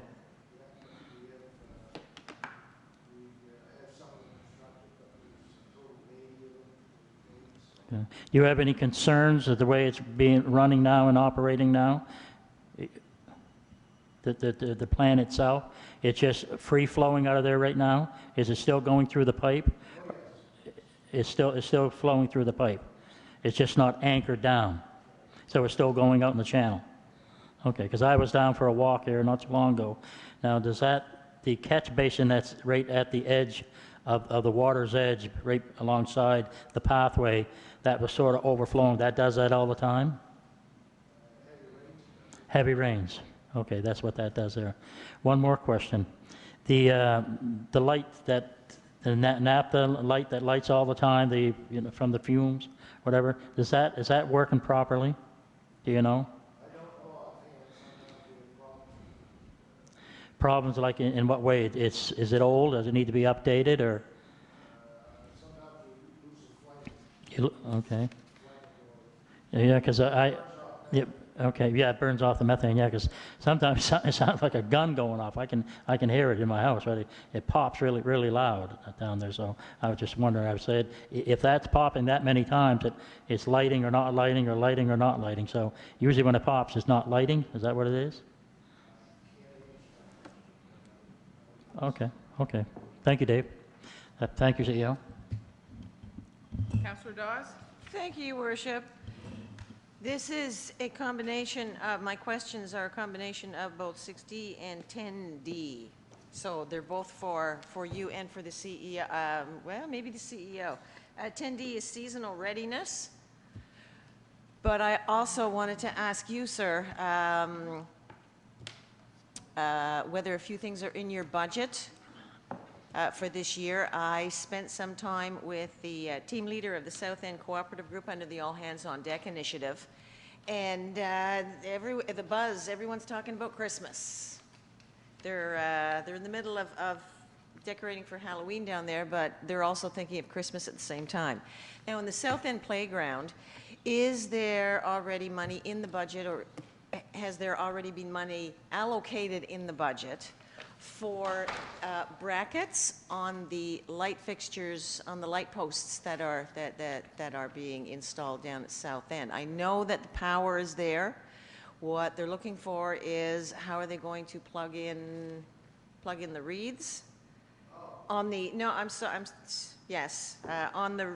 plug in the reeds and decorations on those posts. And then I'll let you answer that, and then I'll go on, because she does have a couple of questions for everyone. Yes. Yes, but the brackets to hold wreaths or decorations.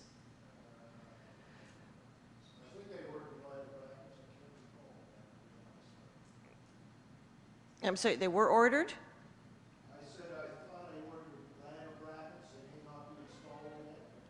Oh, okay, okay. What do I tell them now?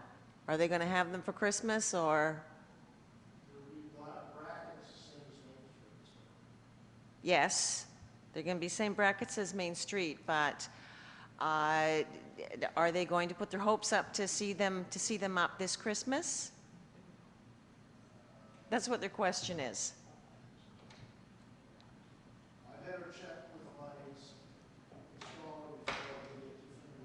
Okay, all right, thank you. Next question is South End Playground. Again, this is season readiness, but you're here, so I'm going to ask this for you. Ask this of you. What would it require? How much money would it require to install a permanent Christmas tree holder stand up on the hill there in South End, in the South End Playground?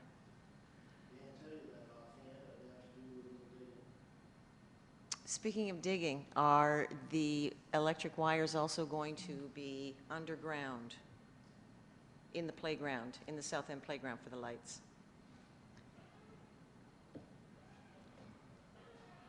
I think they tried, did they try last year and didn't? Well, last year was very, very quick. It was like, can we do it yesterday?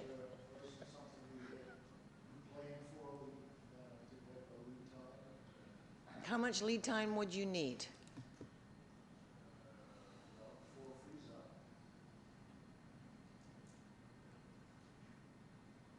A day, a week, a month? Well, that's your area, that's your expertise. Okay, good. Okay, so the question, I'm sitting here thinking the question is, if that needs to get done, do we need a motion? Do we need, that was going to be another question of mine. Do you To bury need the a wires motion? and stuff? I don't know. Okay, all right. I So just no didn't motion know is what- needed. What would help, okay. All right, thank you Good. very much. Counselor Mooney, I'm good. you're done? Yeah. All right. Dave, I know they've been doing the testing out on Argyle Street because I've had some people say there's been some people out there. Is there any, when's that report going to be done? Probably by December. Has there been any preliminary discussions on that, or they just compile the whole thing and then present it to yourself? We did smoke testing on the sewer already, and condition assessment. Right now, we're doing flow monitoring. Okay. So that we want to have 2 or 3 different storm events. Okay, so that'll be done that'd be done sometimes in December. Okay. We already found a couple of interesting things. Okay, good. Keep us abreast, just in case. Thank you. Counselor Landro? More for the CAO maybe, or Dave can answer. I noticed in the report from operations, there was a comment on the Main Street Bumpo survey work. Didn't we plan that for capital of this fiscal year? And if we did, that would naturally have an effect on the budget, because I thought we were looking at construction this year, or would this be under the new budget? CAO? When we discussed that back in the early summer, I advised council that it would be very likely a spring 2015 project, and I remember her worship specifically saying fall 2014. Get her done. And it is very likely, I mean, it is going to be a next spring construction project. Yeah, so what we did, if you recall back when we talked about having money to do the things that council wanted, we were really looking at next year's capital budget anyway. Director of Finance had identified a number of discretionary projects that we could defer in order to free up some money to do this kind of stuff. So the fact that it would hit next spring is actually a little more convenient than having to hit this fall. We didn't plan it that way, it's just the way it's turned out. Good. Counselor McIver, your light is on. Yep, I just put it on. Sorry. Thank you. My question is for Jeff and perhaps the engineer. Jeff, I talked to you yesterday about the report coming out for Argyle Street, and you said it wasn't ready yet. Dave just verified that. And you also mentioned, I just want to say this so if there's anybody listening, and for the rest of the council, and Councillor Mooney had asked me, and it slipped my mind to tell him, but I guess it's going to be giving at a committee of the whole report, where the final report, when it comes in December, when it's all compiled, and people from Argyle Street, by council or whoever, or people that are listening today, will be notified either by myself or whatever councillor, or I don't know how else you could do it, by mail or whatever, in that different district out there. It's only, Argyle Street would be Havelock Drive and all of Argyle Street. It's not a very big area to notify them by street and by name. I don't know. That's just a possibility, but we didn't discuss that fully, but usually it would be, I would say, probably the proper thing to do, because they are the ones with the most concern that there is going to be a meeting to discuss this very important matter to them. So hopefully it'll come out positive for all of us and all of them, as we don't know yet, but it is going to be coming up at a committee of the whole in December, when the report does come out. So the people that are listening, if they're listening today out there, streamlining, it will be in December, and it'll be at a committee of the whole. And I don't know if we talked about advertising that, Jeff, in the paper or not. So that's my question. Or would it be worthwhile to do that? Okay. So thank you, Worship. The council doesn't actually usually meet in December as committee of the whole because of the holidays, so it would probably Okay. likely be a January discussion Okay. if the report comes in December. So the report, based on this study, will have a number of findings and then, I guess, recommendations. We would advertise that committee of the whole meeting or notify of that committee of the whole meeting the same as we do any other, but I would encourage you on that topic or any other topic, when you have citizens who you know who have a particular interest in what's on the table, to invite them in, so they can hear and see and whatnot. Yeah. And so, yeah, that will likely, very likely be the January committee. It'll be in January instead of December, so it'll be all compiled and it'll be presented in January at the committee of the whole. Yeah, I'll ask Mr. Ernst if he can go through it based on what we have for the January committee of the whole. Okay, well that's good then. And the timing of that is very good in terms of next year's Yeah, capital and budget planning process as well. yeah, okay, great, thank you. Can I ask one more question? On the broad, thank you. On the Broad Brook environmental part of it, did you also have to go through DFO where it's water in a brook? Did you go through DFO?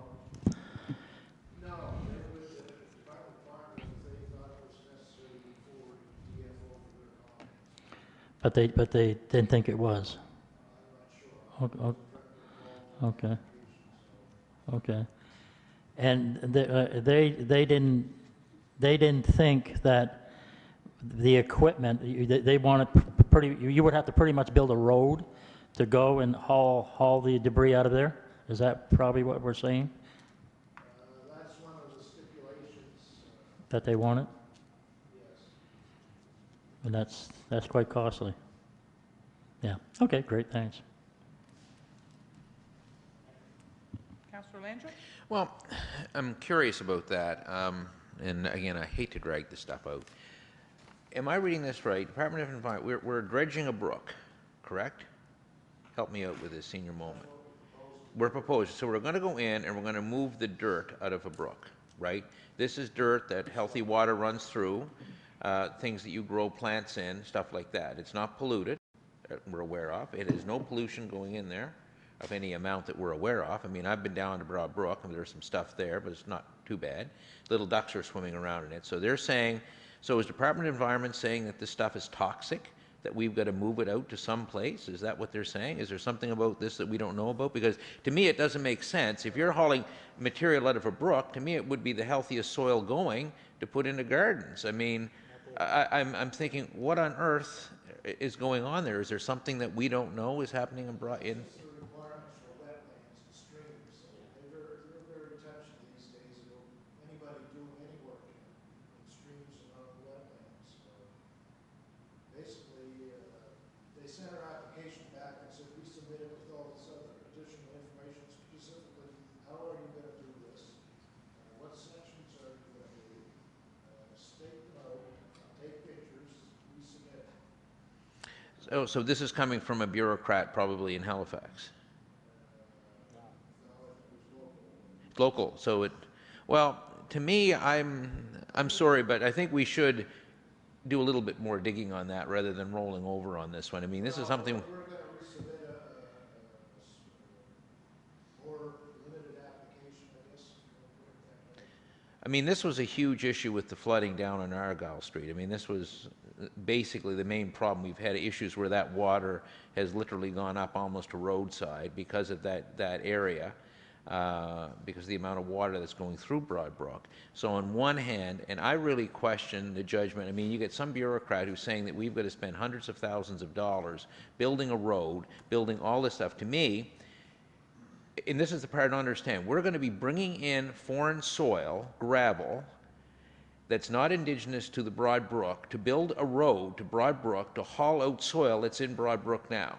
Now, can anyone give me the rationale of why environment is saying, and if I'm getting this right, you got to build a road, which means we got to bring in foreign material from God knows where, build this road, which we have to build, okay, so there you're going to get all the silt, all the stuff from the stone, going into Broad Brook, to haul out dirt from Broad Brook, and then remove the road. Well, it doesn't make any sense to me. I'm sitting here, what? Am I missing, and this is why I'm asking, am I missing something? Because I really think that whoever made this decision in environment, with all due respect, they must have had a bad day or didn't understand it, because it doesn't make a stick of sense to me, or else I'm not understanding it myself. You know, so I'm curious, can we not question this decision? It doesn't make sense. It's not very practical to put a road in and then take it out. Well, that's what they're asking. Is that not what they're asking? Yeah, so yeah, it doesn't make sense. Go ahead, Yeah, Councillor thank you, McIsaac. Richard. Just, I won't delay this, but we have to, you can correct me if I'm wrong, Dave, but those out on Stars Road and a lot of these parking lots, they're all connected to the runoff that runs right through to Broad Brook, if I'm not mistaken, like Walmart, Superstore, Zellers. There's a big drainage system that drains off, and it comes down. Does it come? And it comes down and goes right across O'Garrow Street, right into Broad Brook, and drains off there. So I would suggest that if you have a leaky vehicle, or if you have any sort of leak or toxic leak from your vehicle or whatever that's draining from anybody's vehicle system, and when we have rains and it goes in those drains and it comes down through Broad Brook, I wouldn't rush out and start drinking the water down there. So what I'm saying is, the mud and the sludge that comes out of there for a number of years, I don't know. I'm not a sludge expert, yeah. But I would dare say that there are some pollutants in it, so just for your information, I Counselor. don't think it's going to kill me. Well, in your next mixed drink, you can try it.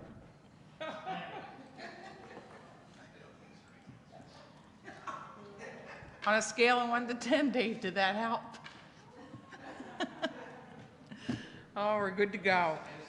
It's just, yes. Yeah, well, I'm just curious. I don't want all my breath wasted here. I Can don't we think not go above this bureaucrat in Yarmouth who has asked us to build a road, take out a road to move dirt from a perfectly, and I disagree with Councillor, I mean, that he's talking about oil that's spilled on Stars Road that's going to be still floating on the water when it hits Broad Brook 2 miles away. I think there's an issue there, but my concern is that somebody's got to question this. You just can't possibly accept this logic unless there's some mystery that I don't understand. So I really hope, Your Worship, that somebody in our bureaucracy, maybe the CAO, could look at this a little bit and say, hey, make a phone call to some bureaucracy or maybe the mayor. Yeah, just call, say, hey, are you sure you guys know what you're doing here? Because there's a question on this. I'm just thinking that more pollution is going to come from building the road than it is to haul the dirt out.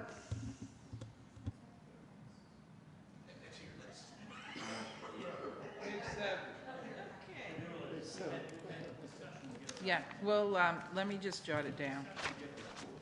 Yeah. Okay. Any more questions for the engineer? No? Okay, thank you. Finance Department report. Jerry?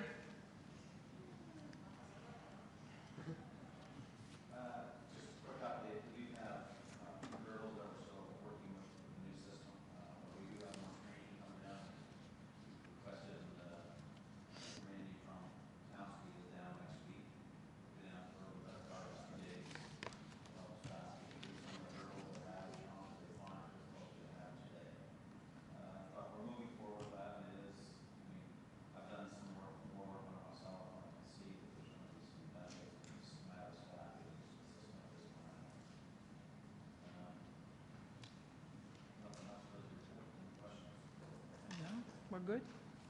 Okay, thank you, Jerry. Yarmouth Recreation, Frank, welcome. My report is attached. Go ahead, Councillor Mooney. Thanks, Frank. And Frank, I think the town of Yarmouth has one vacancy for the Leisure Services Committee, I believe. Yes. We need a citizen representative. I think somebody sitting over there that might work for CGLS might be interested in filling out an application and putting it in. Possibly. Okay.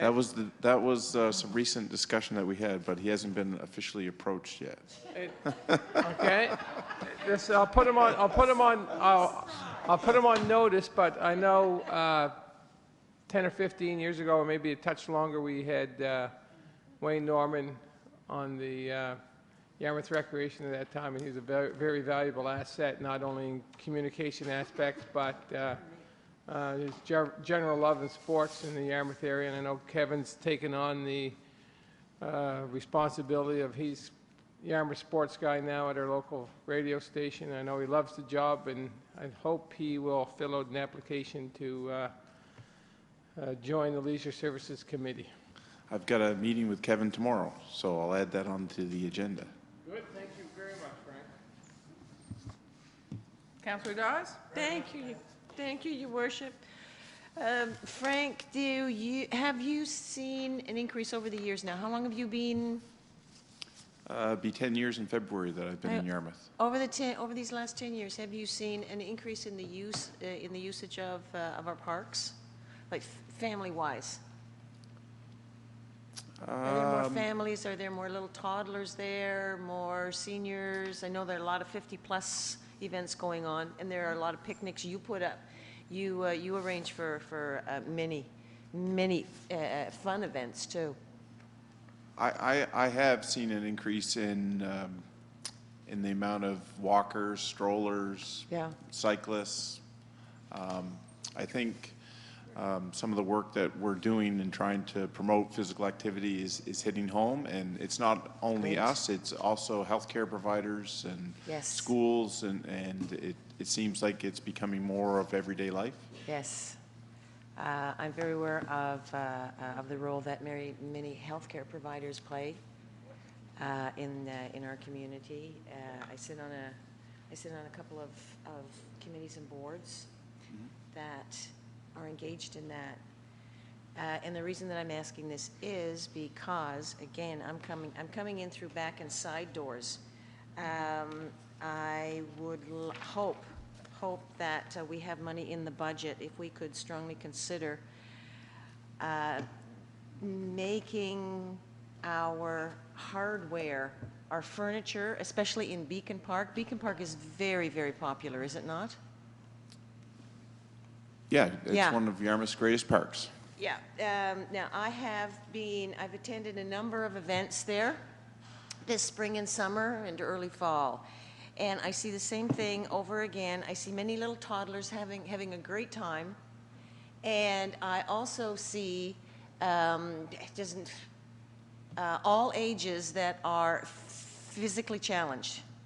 And they are in wheelchairs. And they have a hell of a time wheeling themselves, or someone wheeling them up to a table, to a picnic table, and then they can't partake as everyone else there because they have to sit sideways. And now I'm getting to my question. Is it feasible? Is there money in the budget? Can we find money out of our surplus, maybe? Where could we consider making the use of the parks a little more accessible to not only seniors, but anyone that is in a wheelchair, just as an example? Could we cut a little hole in a picnic table, or maybe have one built with a bit of an extension where someone could just be rolled up and take part in a picnic or something with everyone else? Also, toddlers, we have very nice trees there, but not all of our sandboxes or our swing sets or whatever we have there for the children. Everything that we have is under trees. They're not always under shade. And I am hoping that perhaps we could consider and look into different possibilities of putting a cover of some sort, tent, I don't know, that's your expertise,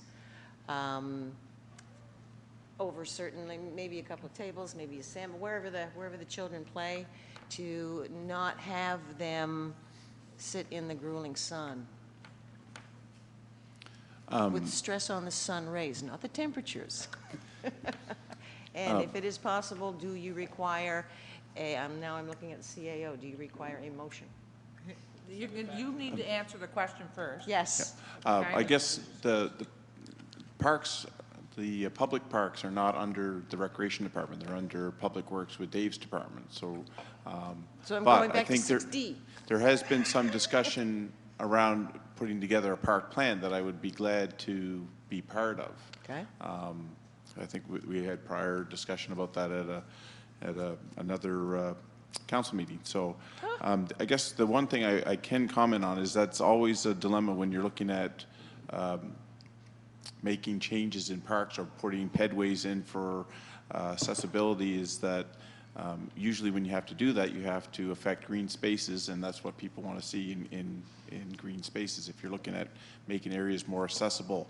But if you're talking more about the furniture, I'm not really sure what's down there for picnic tables right now. It's more benches at Frost Park or most of the parks. So that's something that if there is a committee struck together, I would be glad to be part of to provide some input. Good, I thank you very much. Now, at the direction of, I think, of the CAO, am I going to engage Mr. Ernst in this? Did you get that? You're next. Mr. Ernst.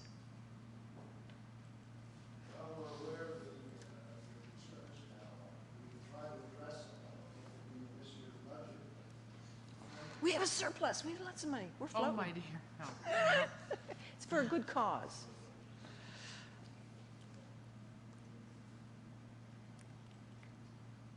Who's next? CAO. CAO?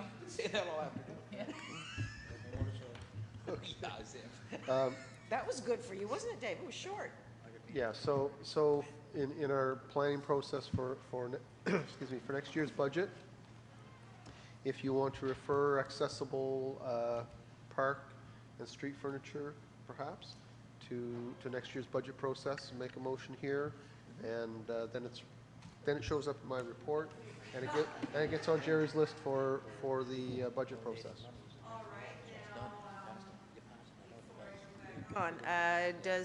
Does my colleague wish to speak on this before I make that motion? Yeah. All right. I would suggest some caution because we have put in place that community asset donation program, and I'd like to see that roll out. Council's just approved it. We've got to put a policy in place, and I think before we hop into a budget, I really think this is something that we could, if we do this right in the spring, especially where the mayor and we've discussed in February rolling out a really joint effort, this could be a real nice way of doing it. So I would say let's just keep it on the burner, but let's not, I mean, you can refer it to budget. I mean, furniture and street furniture is something that's in the budget anyway normally, and the accessible, I'm assuming accessible furniture is something that would be in there, I'm assuming CAO anyway. We're doing that for individual. But we've been waiting for a couple of benches all year.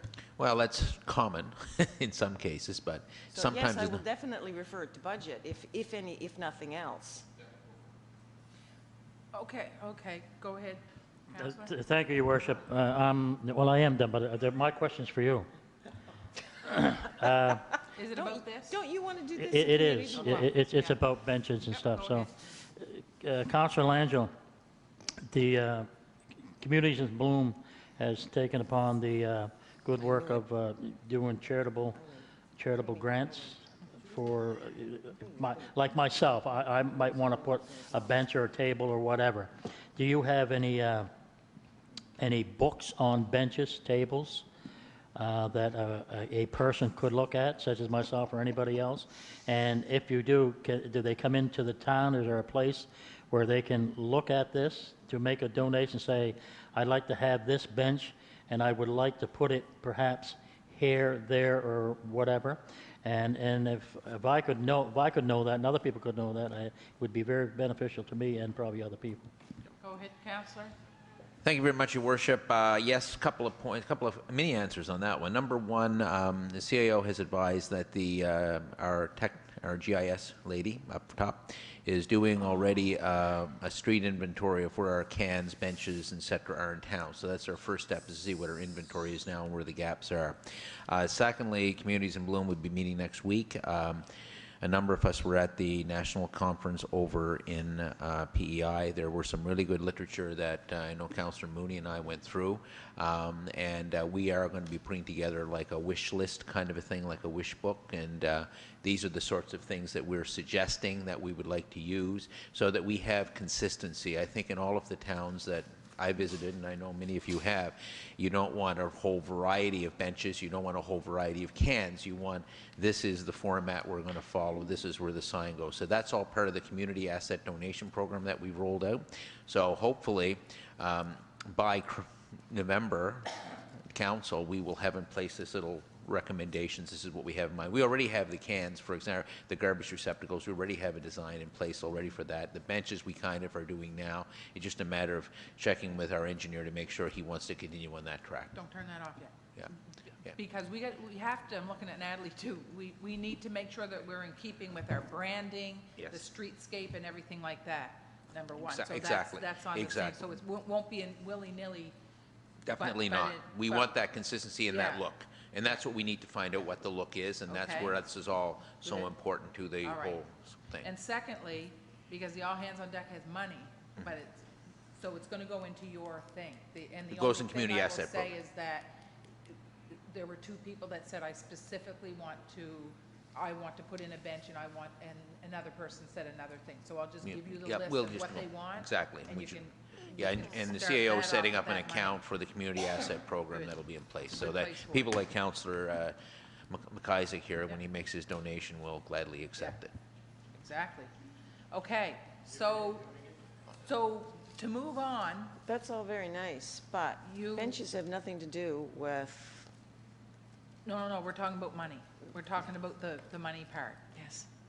So out of that community assets donation program, there may be money for that, but you're going to make a motion to refer to budget what you're after. Yes. And if it ends up coming out of the community donation, then that's even bonus. Okay? That's fine. All right? That's fine. Do you have that? Do you have the wording there, Linda? No? Oh, Okay. so you would, then everyone's got to help me with it. Because I Okay. started out here and I ended up here.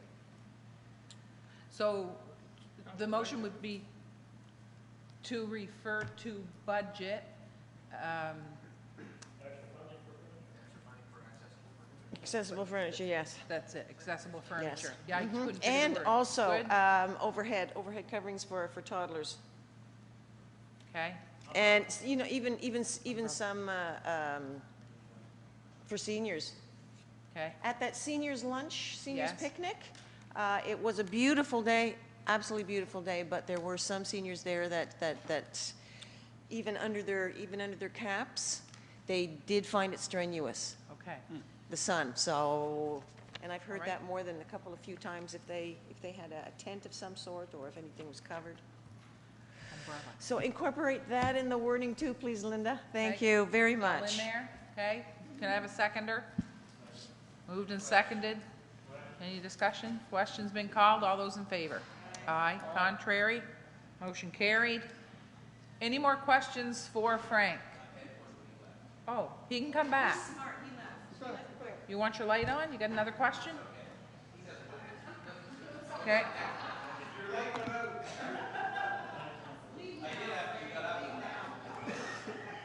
Okay, waste check reports for information, economic development report. Natalie, we have a report here. Is there any questions for economic development officer? Good job, by the way. You got off the ground running. Wow. Yeah. Oh, we good? Oh, Councillor Dawes? Thank you, Your Worship. Yeah, welcome, Natalie. You're going to tell me if this is under your wing and your realm or not.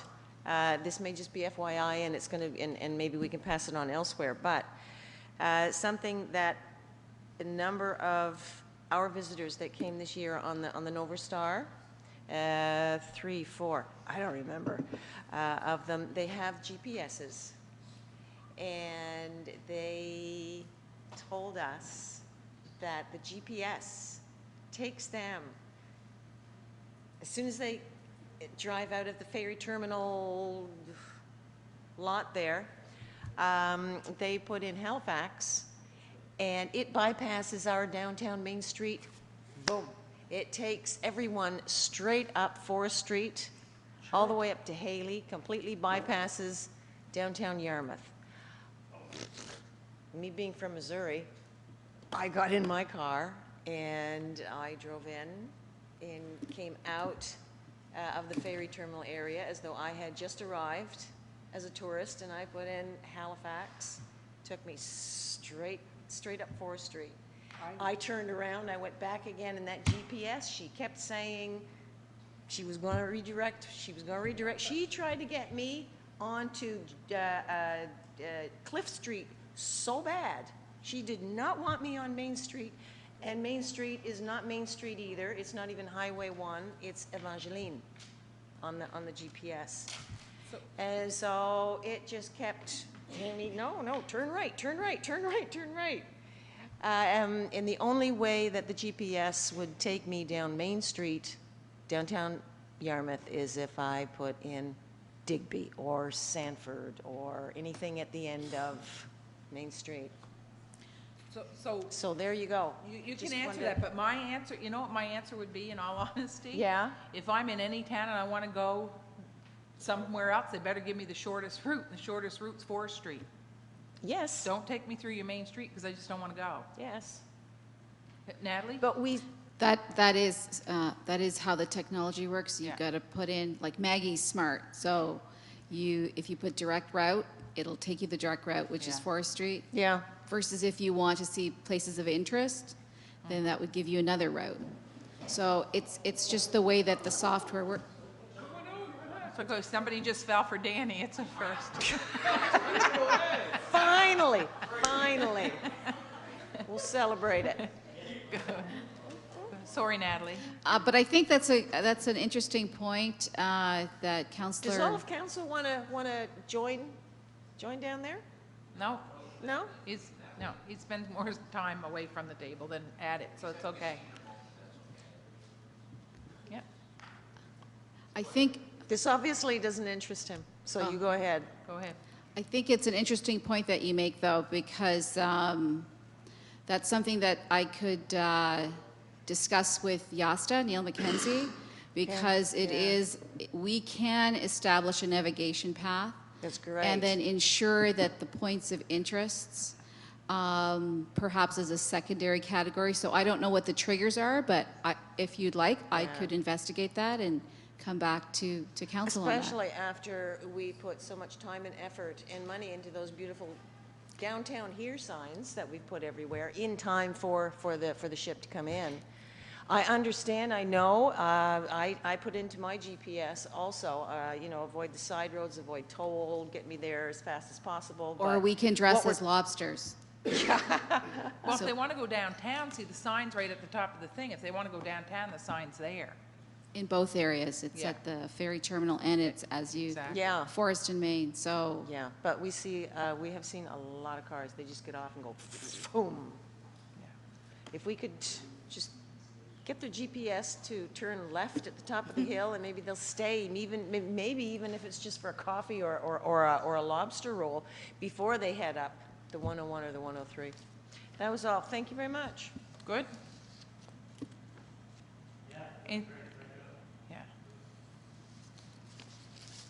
I have a costume for you, Councillor Danny. Lobster. Costume. You could be our mascot. That'll get them driving through downtown. Thank you. Thanks, Natalie. Really? For some business, I remember watching the guys there in front of town hall dressed up in a... Oh, my. Economic development. Okay, we're at business. 8A has come out. The Entrepreneurship Expo, I'm here to ask for money because the town, we're going to do it as part of the town.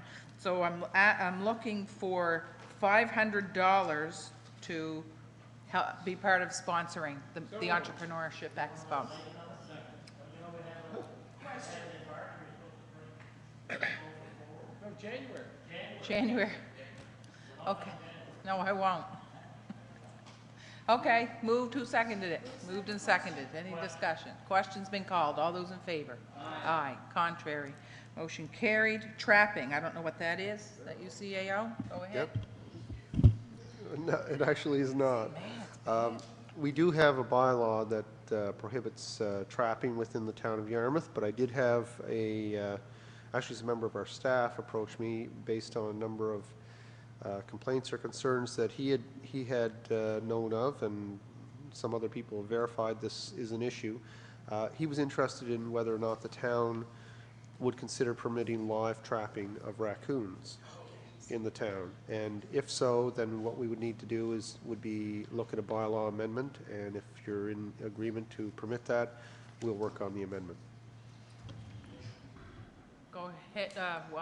Councillor McIsaac? Yeah, thank you, Your Worship. And I talked to that individual, and I'm glad that he's taking the initiative to do something like that. I know I have a few around my place, and I know there's other people that have the same problems. And I think it's a good thing. A lot of other towns and communities do it. It's nothing that's going to, he's not going to catch cats or any other things if he does. He'll release them, right? Because I asked him, he said, no, I'm only out for the raccoons and whatever. That's it. So people don't have to be concerned about that. He's very conscious, and he does this. This is part of his trade that he does. You want to do the motion? I make a motion that we look into have staff on another thing I just talked about.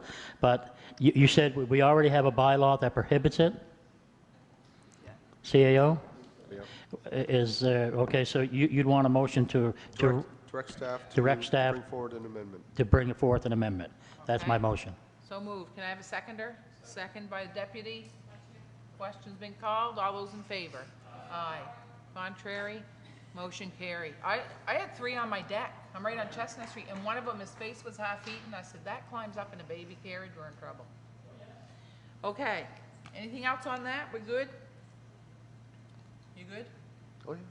Okay. Sorry. Appointment of council member to Community Assets Donation Committee, CAO. Okay, thank you, Your Worship. Excuse me, the community asset donation policy requires that a committee be established with a member of council appointed, and there are some citizen members required, so we'll advertise for the citizen members, but if council would like to consider appointing one of yourselves to be involved with that, then a motion be appropriate. How many? 1. Okay. We're looking for the, it would be what Ken was talking about, where the funding goes into the. Oh, okay. Yeah. Thank you. So we're looking for a motion, or we're looking for a person to stand up? Okay, so we're looking for somebody to be part of that.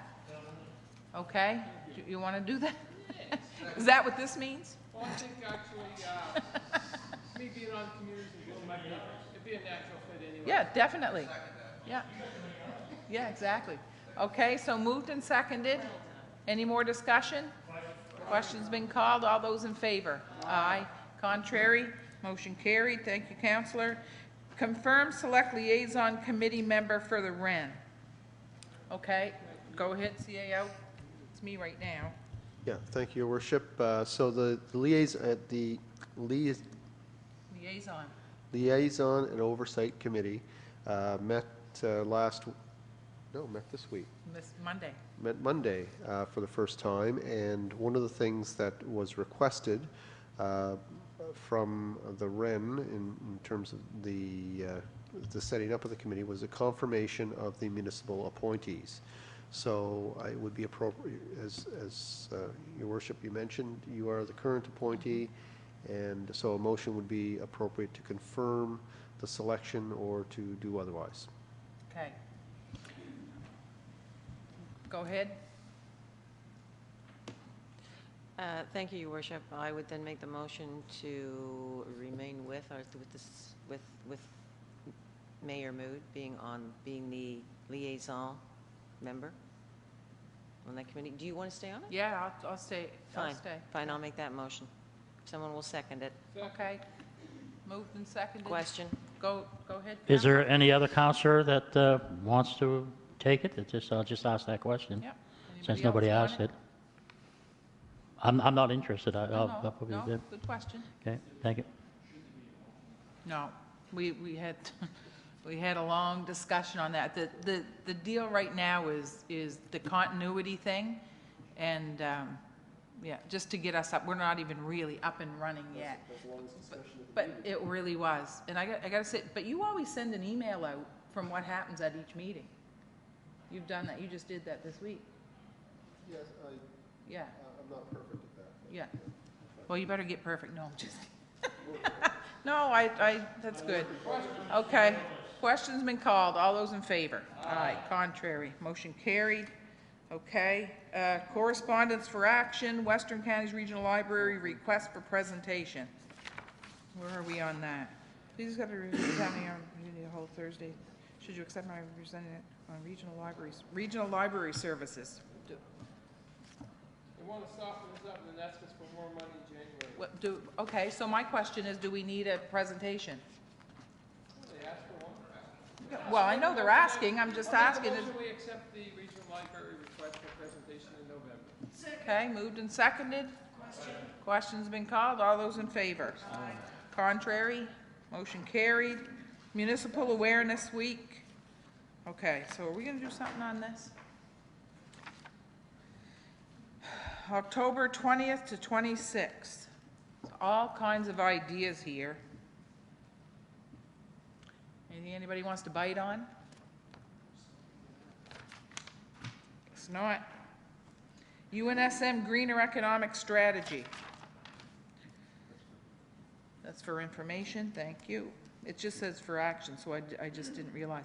Healthy Eating in Recreation Settings Committee, presentation request, October Committee of the Whole. Do you have any other presentations in your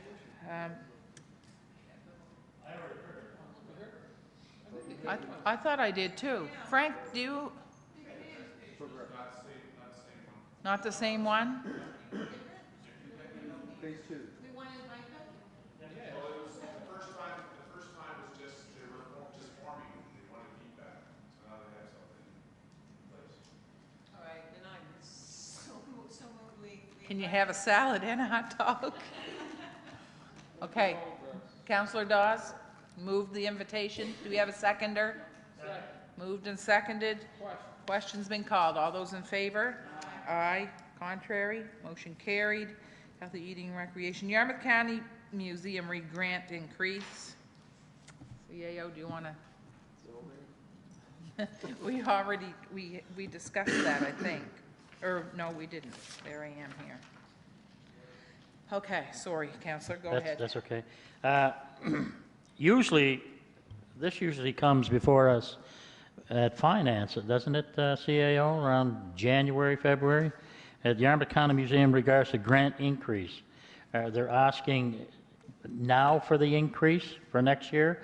Oh, they're asking for the piece, I read it, that's right, now I know what it is. They're asking monies for that piece of land over to the church. They want to include that in the grant for, in lieu of taxes. I guess that's what it is. But we had a different thought or a different take on this, or you did, CAO, at a meeting I attended, so I don't think you want to mention that. Maybe you do want to mention that, I don't know. It was called leverage, or whatever, for parking. But anyway, I think perhaps there's something we probably could work out in that regards, the way that you spoke on it. So maybe there is something there. I don't know if you want to speak on it or meet with them. But it sounded really reasonable. It sounded good. And it does help out that particular organization. And it does help out the town of Yarmouth in both ways. So I'll leave it up to you. Thank you, Your Worship. So the history here is that the The Yarmouth County Historical Society now owns the property that was formerly the Zion Baptist Church. When a property, well, first of all, churches are exempt from taxation under the Assessment Act, and so there hasn't been taxes levied on that property since the establishment of the church, and maybe before that. I don't know what it was before it was a church. So now that the church is gone, PVSC identified that the ownership has changed, is no longer a church, is no longer exempt. They apply an assessment to the property, and the bill, based on our tax rate, is $6,000. So they're asking for a grant to exempt that, and you're quite right. Normally, we deal with these grants in the January-February timeframe, not in the fall. I don't know the time frame around when they acquired the property, how that came to pass. What the councillor was speaking about was the fact that there is a parking lot associated with the property, and we recently had a discussion about parking in the downtown, and just kind of mused about whether or not there was some kind of partnership that could be established to make use of that parking space to alleviate some of the concerns about available parking in the downtown. So there's been no discussion with the Historical Society about that, but that I believe is what you were referring to. So in the immediate immediately what you have to deal with is a request. It's a grant request for $6,047 in regards to the tax bill, and it should be dealt with fairly soon because, as you know, with tax bills, they attract interest, and we can't forgive that interest. So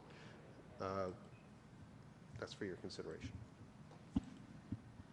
Councillor Dawes? Thank you, Your Worship. Is this this is not the annualized amount for the property tax, is it? Yeah, that'll be the annual tax bill. It is the annual, is it? That should be based on the date of the letter. September 3rd, yeah. So they.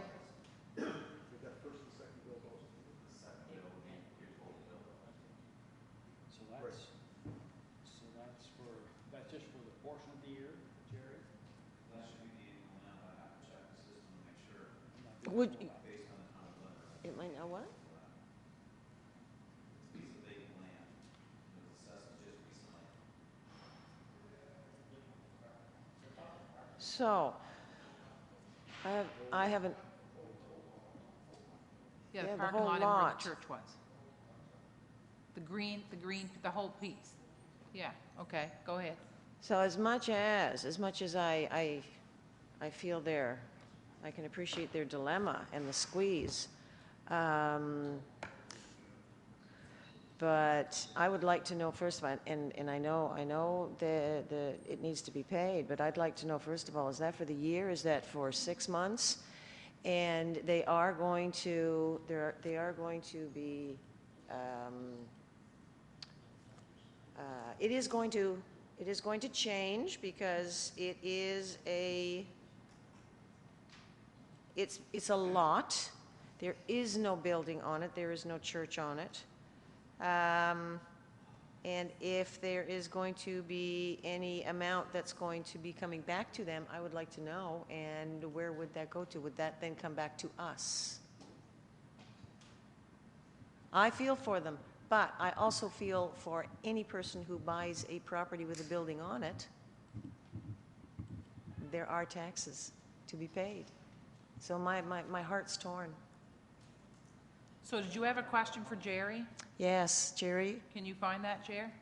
would you please? And also, if once this is all straightened out with the property tax office and they realize, yes, this is just land, if there is going to be any reimbursement, yes or no, and if there is, who receives that amount?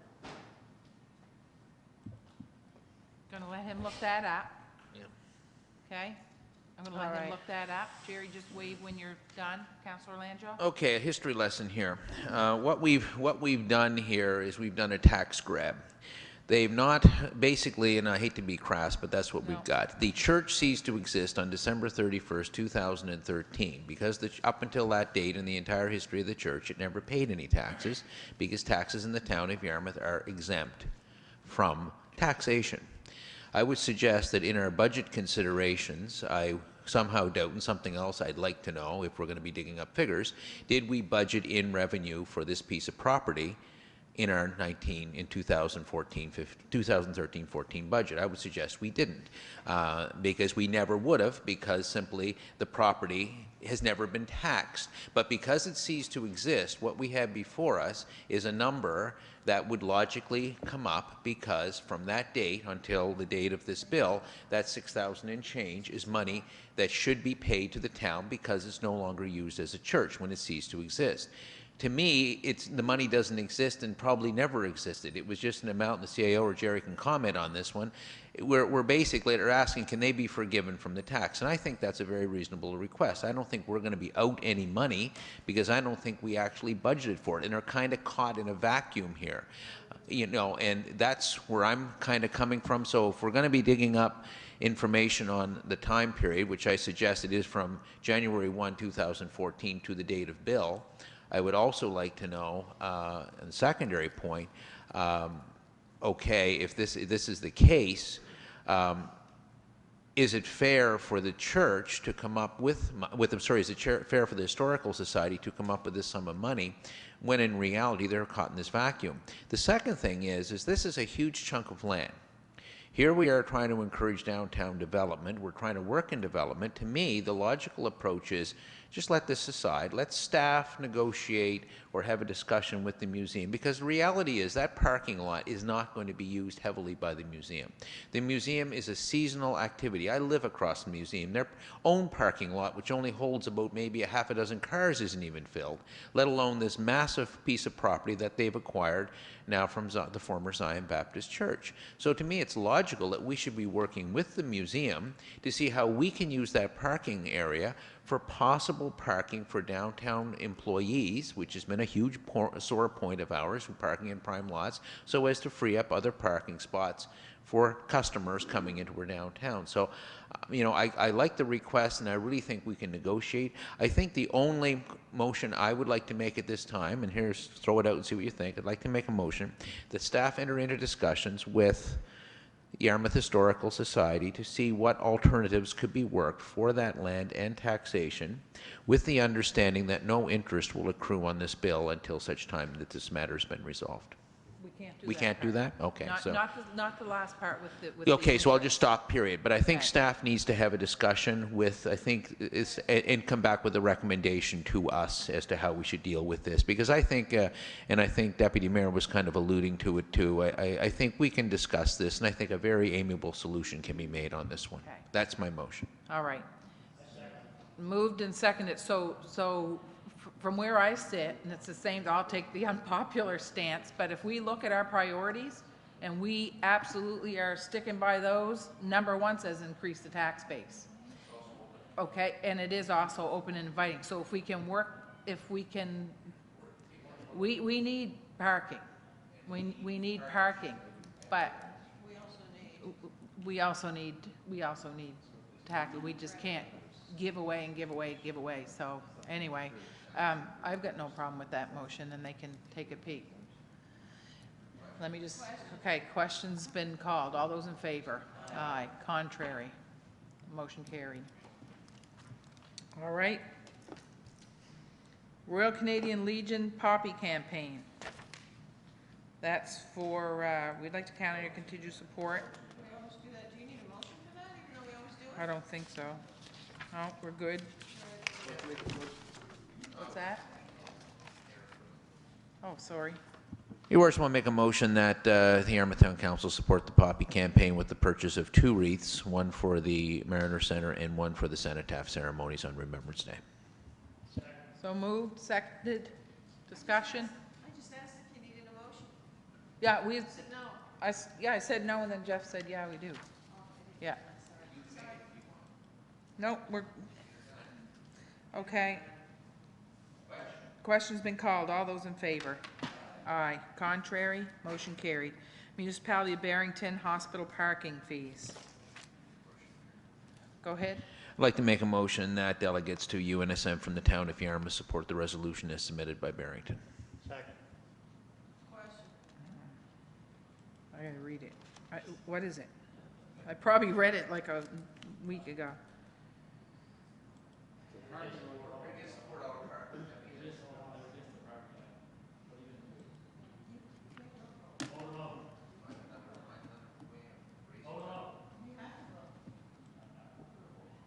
What? Well, you have to vote. You can just vote nay, because I'm gonna vote nay, so you gotta pay for parking. Okay. So the motion is to support this resolution. Okay. Question's been called. All those in favor? Aye. Contrary? Nay. Okay. How many nays? Couple. All right. So motion carried. CUPW request for support to Save Canada Post. Oh my goodness.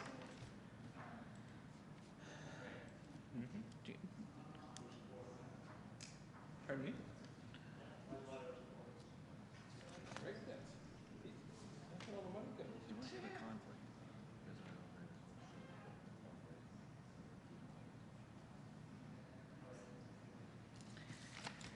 Oh, sorry about that. Yeah. Motion that we, You're on. that we support the request from CUPW and that the mayor write a letter to the minister responsible for Canada Post calling on the government to reverse the charges to services announced by Canada Post and to look instead for ways to increase service and revenues in other areas such as postal banking. Moved and second. Any discussion? Question. Question's been called. All those in favor? Aye. Contrary? Motion carried. Save Canada Post. See, because we can afford everything. Okay. Crosswalk, Meadows.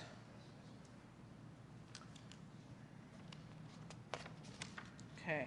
Is this on? Go ahead. Yeah, and I can sympathize with the author's concern. It really, the way the street is configured right now, it's easy to miss that crosswalk. One thing I did notice that I did really like in PEI is that what they've been doing to mark their crosswalks, and Dave, I don't know whether you've seen it or not, but they actually are carving out a little hunk of the street and putting in a reflective piece in that part, so it's kind of on an angle and then there's reflective. So when you drive, you see the reflective light rather than big gaudy signs. You actually see these little reflective barriers, and they have that on the road before a crosswalk.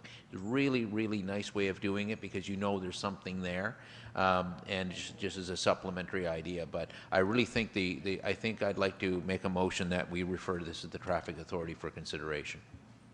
Good motion. Okay. Moved and seconded. Question's been called. All those in favor? Aye. Contrary? Motion carried. Previously distributed. Anything in there we need to take a peek at? What's that? We got additions here, yeah. Okay. So 10A additions, facade permitting fees. And we had a little bit of a discussion last night at the facade meeting with regard to council passing a motion whereby we would, what was it, Phil? It was for us to bypass those, waive those permitting fees for the facade program. CAO, sorry about that. That's it, is you just want to waive for the fees, building permit fees. There are no development permit fees, but building permit fees related to approved projects under the facade improvement program. Building permit fees only. Building permit fees Okay. only. I'll make that a motion. Okay, thank you. Moved, seconded. Question's been called. All those in favor? Aye. Contrary? Motion carried. Car Club meeting, I just put on, I have a meeting tonight with the Car Club, just to put it on your radar that I think most of us at this table saw what happened with the antique car show this summer, and that could very quickly turn into our Wharf Rat rally, so I'm going to go have a talk with them tonight, and then Dave, I'll have to chat with you to see what we can do, what we can't do, what they're after, but we really need to up the ante and maybe sit down after I get more information as a council and see where we want to go with that, because it can be a big deal. So I'll get you some answers. I just wanted that on council's radar. November council date change, and, yeah, go ahead.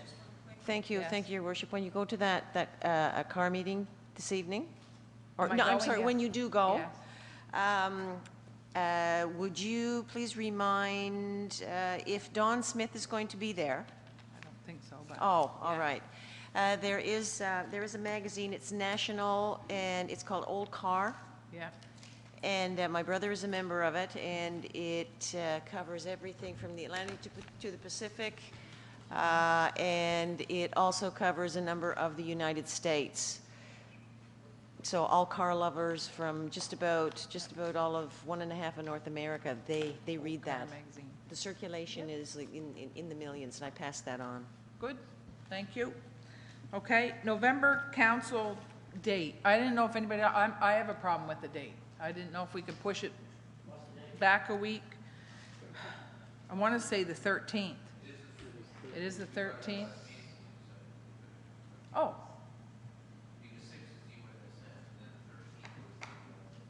Yeah, but the 6th was on, where are you? Are you in November right there?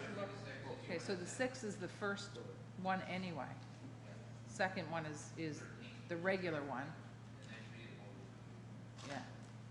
So does anybody have a problem changing it to the 20th? I think myself and Councilor McIsaac are going to be in Halifax at a BMO conference, I believe. On the 20th? I believe. Okay. We aren't meeting on the 13th. Oh, I don't know. I was just asking if we could change it to the 20th, but if two of you are going to be gone. That's 3 of you. On the 20th? Jim can handle it. Yeah. No, I just didn't know if anybody else had it's crazy, October, November. Okay, so we leave it as is. So ignore that one. I just might not be here. The season readiness meeting, we already did that. The only thing I had jotted down there was who wants to sit on the committee to get it ready. That, I had season readiness. Jeff had something. Don't even say it. I'm not even going to say it. I'm not going to say it. So the meeting basically to get ready for next year, the one that Ken had put forth. I just jotted it down here to see if, I'm going to send out an email. Never mind. Councillor Dawes? Thank you, Your Worship. Under that heading, could I ask about Go ahead. candy canes this year? They were on, they were off, the budget was cut in half. I have questions, I've had questions that I have to answer. Turn them off completely? Yep. All right, thank you very much. Okay, the Entrepreneurship Expo I did. I think that was it for additions. Okay. Can we do that special council meeting to approve the financial statements? So we solidify that, and that'll be the only motion, then we'll go in camera. Okay, so moved. Second. Seconded, all those in favor? Contrary, carried, and, okay, so now I'm going to call this special council meeting to order. Record of attendance, Linda, any declarations of conflict of interest? Yeah, and I can't hear you. La, la, la. Okay, and so we're looking for a motion to approve the, oh my goodness, to appoint the auditors. I'll make a motion to appoint Grant Thornton for the next fiscal year. Thank you. Moved and seconded. Any discussion? Questions been called? All those in favor? Aye. Contrary? Motion carried. Second motion is to accept the auditor's report. So moved and seconded. Discussion? Questions been called? All those in favor? Aye. Contrary? Motion carried. And the third motion was? The Audit Committee. I'll make a motion that Councilor Mooney, Councilor Dawes, and the mayor serve on the audit committee. And come back with recommendations. Yeah, good. Okay, moved, seconded by the deputy. Questions been called? All those in favor? Aye. Contrary? Motion carried. Anything else you want us to do in a special meeting? Go ahead. Yeah, I think in urgent timeliness, that motion we just did for the facade program regarding the development, why don't we pop that off now and then it's done? Because I know some merchants are looking in that direction. So whatever that motion was, that we waive the building development fees, whatever, I'd so move to get that off the plate. Moved, seconded. Discussion, we good? Questions been called? All those in favor? Aye. Contrary? Motion carried. And I'm looking for a motion to go in camera. Okay? Good.